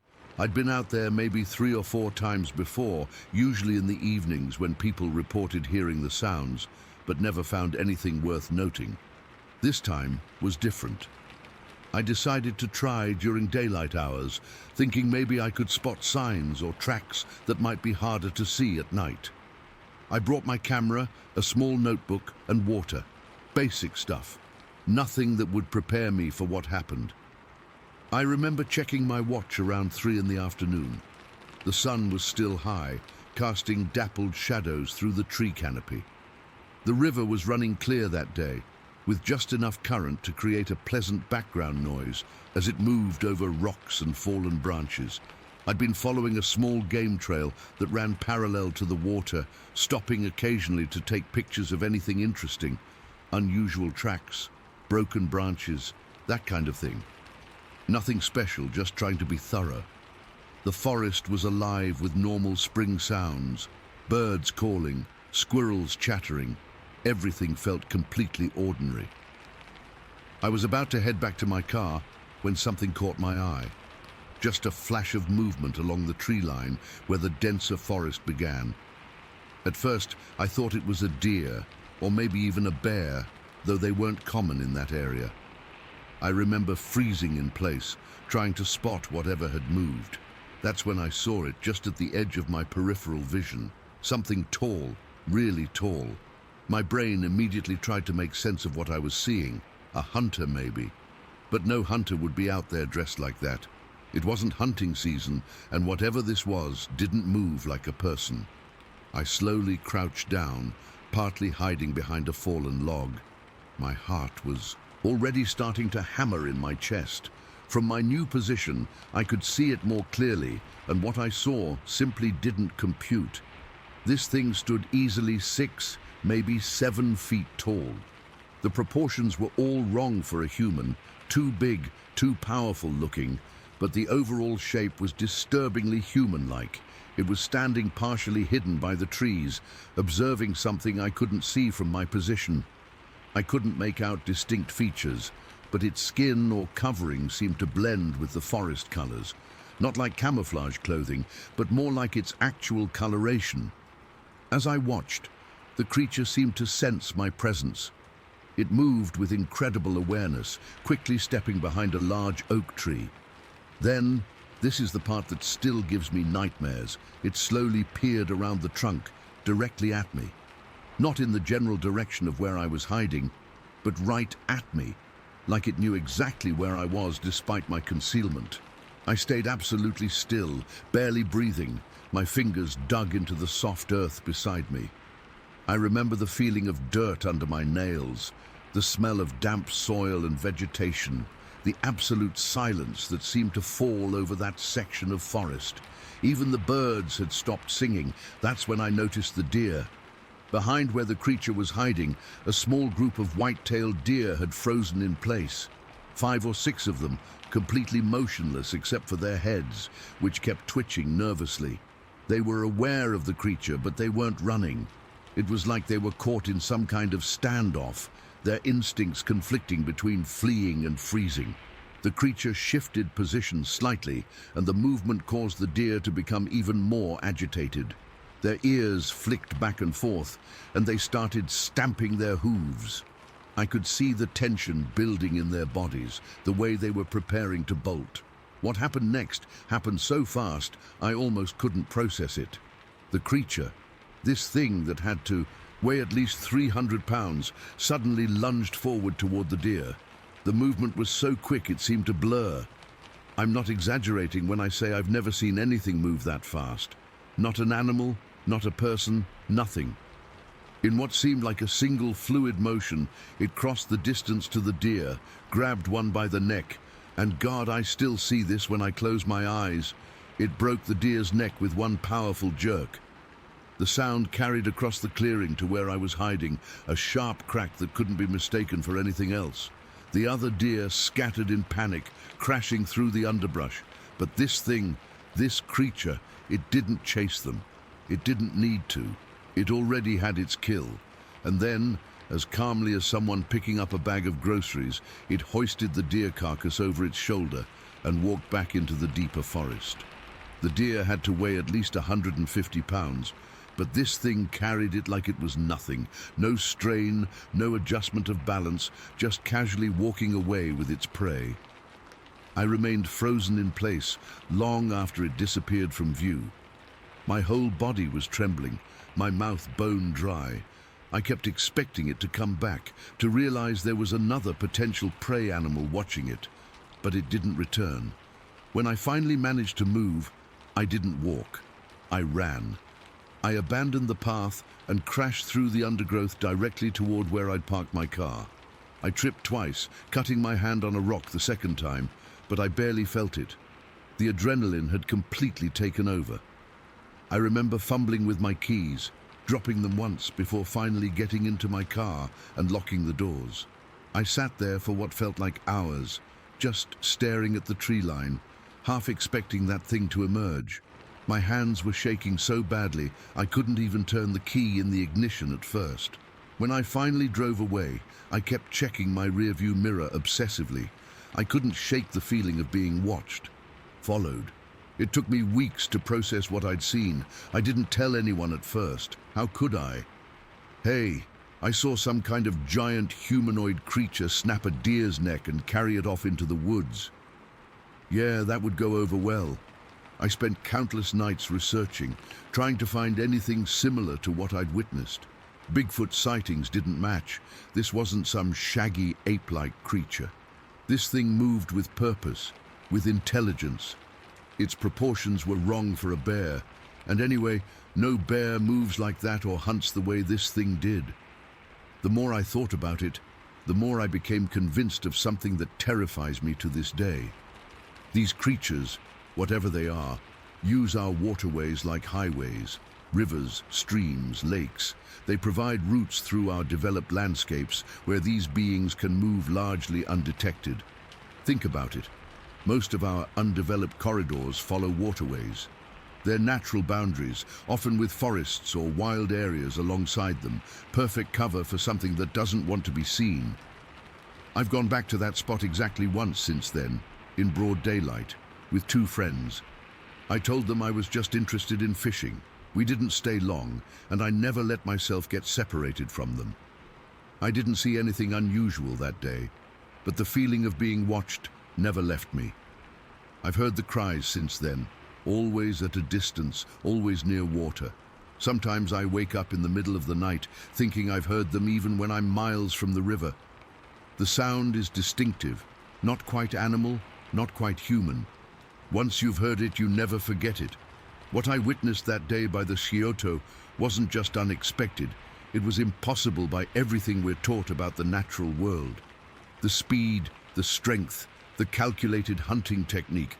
This wasn't some undiscovered animal acting on instinct. This was a predator operating with terrifying efficiency in its natural environment. I don't hunt anymore. I don't hike alone. I don't go near the river at dusk or dawn. I've moved twice since then, each time to more populated areas. But I can't escape the knowledge that there are things out there, intelligent, powerful things, that we've either never discovered or have deliberately hidden from. Sometimes, when I'm driving over a bridge or along a river road, I catch myself scanning the tree line, looking for movement, for something tall standing just at the edge of the forest. And sometimes, just sometimes, I think I see something watching back. I don't know what these beings are. I don't know how many exist or how long they've been here. But I know what I saw, and I know it was real. The forests of Indiana, and probably many other places, harbor predators beyond scientific classification.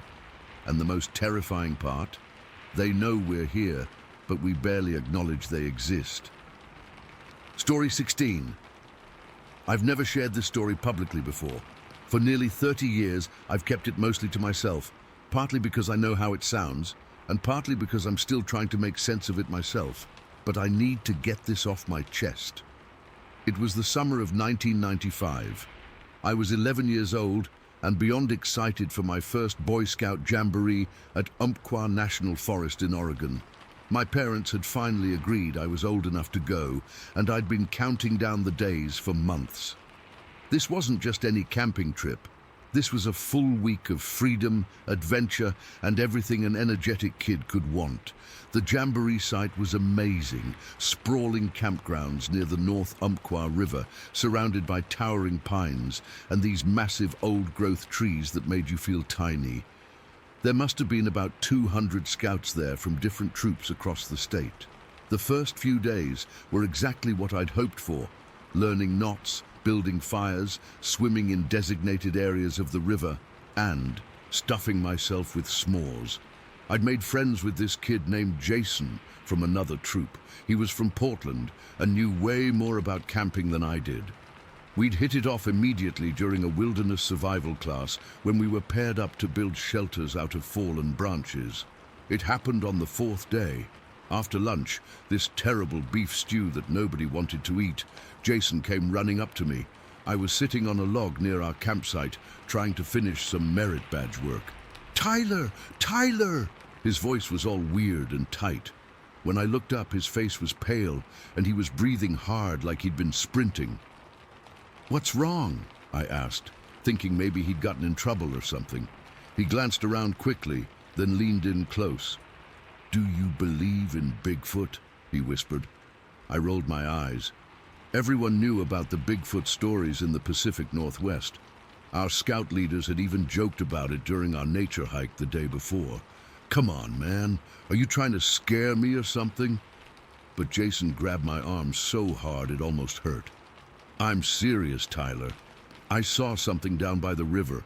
It wasn't normal."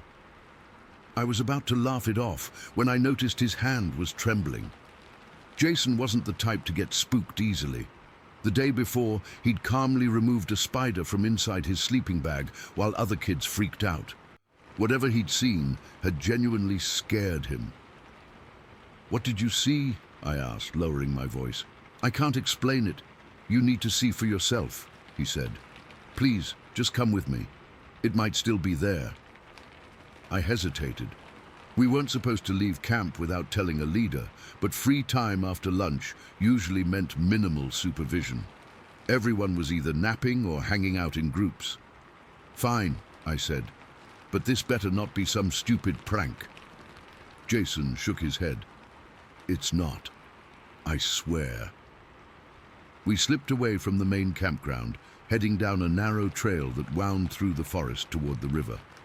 It wasn't one of the main paths we'd been shown during orientation. This was smaller, less maintained, with branches scraping our arms as we walked. "Where are we going?" I whispered, suddenly aware of how quiet it had become. The sounds of the jamboree had faded completely. "There's this bend in the river," Jason explained, his voice barely audible. "I found it yesterday when I was exploring. It's maybe 10 minutes from camp." The forest seemed to press in around us. I remember noticing how the sunlight filtered through the canopy in patches, creating these weird, shifting shadows on the ground. The air smelled of pine and damp earth, and something else I couldn't identify, something musky and strange. After what felt like forever, but was probably only about 10 minutes, the path opened onto a small clearing by the river. We were at a bend where the water slowed and deepened. On our side, the bank was rocky with some fallen logs. Across the water, maybe 100 yards away, the opposite bank was lined with bushes and trees. Jason pulled me down behind one of the logs. "There," he whispered, pointing across the river. "By those bushes." At first, I didn't see anything, just trees, bushes, and the flowing water. Then something moved. My first thought was that it was a bear. In the shadow of the tree line stood a dark figure, large and bulky. But as I focused on it, I realized something was off. It wasn't on all fours. It was standing upright, perfectly balanced on 2 legs. "What is that?" I whispered, my mouth suddenly dry. "Just watch," Jason said. The creature, I don't know what else to call it, was standing beside a tall bush near the water's edge. What I saw next made my skin crawl. It reached out with one hand, not a paw, a hand, and deliberately plucked something from the bush. The movement was slow, controlled, almost delicate. Then it brought whatever it had picked to its mouth. I blinked hard, thinking maybe my eyes were playing tricks on me. But when I looked again, it was doing the same thing. Reach, pluck, eat, reach, pluck, eat, like someone picking berries or leaves. "See its arms?" Jason whispered. "They're too long." He was right. The proportions were all wrong. The arms hung lower than they should have, almost to the knees, and the way it moved wasn't like any animal I'd ever seen. It wasn't jerky or quick like a bear. It was smooth, deliberate, almost human. But it definitely wasn't human. It was massive, at least 6 feet tall, maybe more. Its body was covered in what looked like dark fur, either black or a really dark brown. It was hard to tell in the dappled forest light. The shoulders were broad and hunched slightly forward. I couldn't see its face clearly because it was mostly turned away from us, but I caught glimpses of its profile as it moved.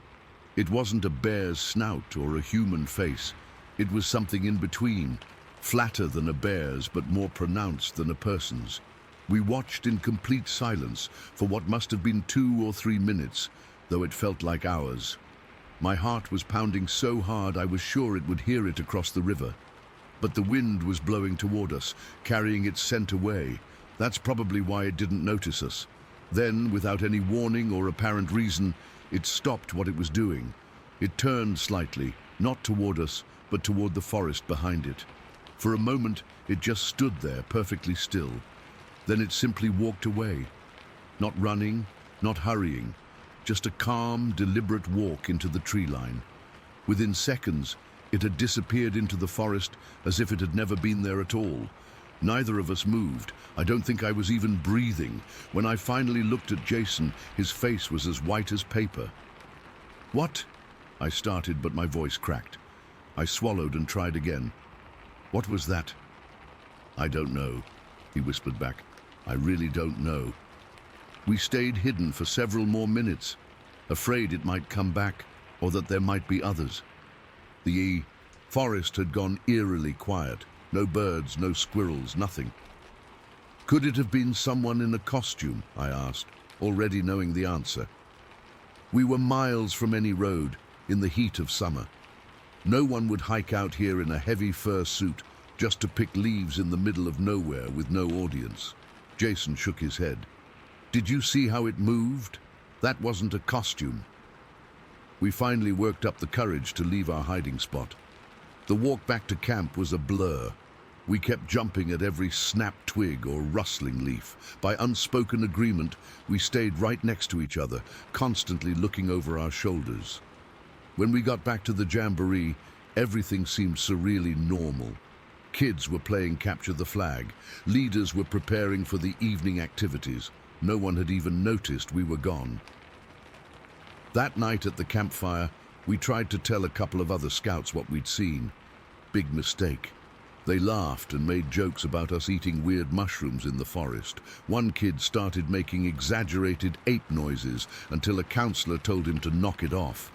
We tried telling one of the assistant scoutmasters, Mr. Daniels.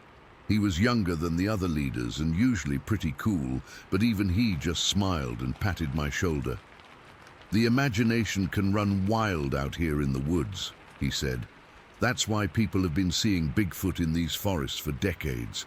But it wasn't imagination. I'd grown up around wildlife.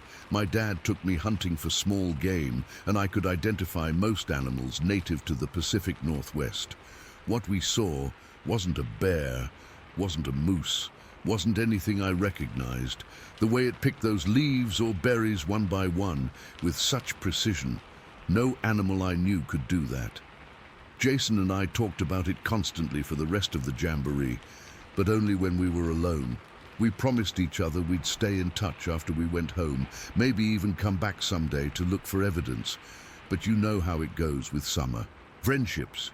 We exchanged addresses, wrote a couple of letters, and then life moved on. By the next year, we'd lost contact completely. I'm 39 now. I've spent a lot of time in the outdoors since then. I became an avid hunter in my 20s, tracking elk and deer across similar terrain. I've encountered bears, cougars, and all manner of wildlife. Nothing I've seen before or since has moved the way that creature did. I've never gone back to that specific spot. Part of me wants to, but a bigger part is afraid, not of seeing something, but of seeing nothing, of having to face the possibility that maybe somehow we did imagine it all. But we didn't. I know what I saw. It wasn't human. It wasn't any known animal. It existed in some uncanny valley between the two. Something that moved with purpose and intelligence, but wasn't a person in any sense I understood. I still don't know what to call what we saw that day. Bigfoot, Sasquatch, some unknown species. All I know is that for a few minutes on a summer afternoon in 1995, two 11-year-old boys glimpsed something that shouldn't exist according to everything we're taught about the natural world. Sometimes when I'm camping and the forest goes quiet, I remember that day. I remember how easily that creature disappeared, how naturally it belonged in those woods. And I wonder how many other things might be out there, just beyond our sight, that we've convinced ourselves can't possibly exist.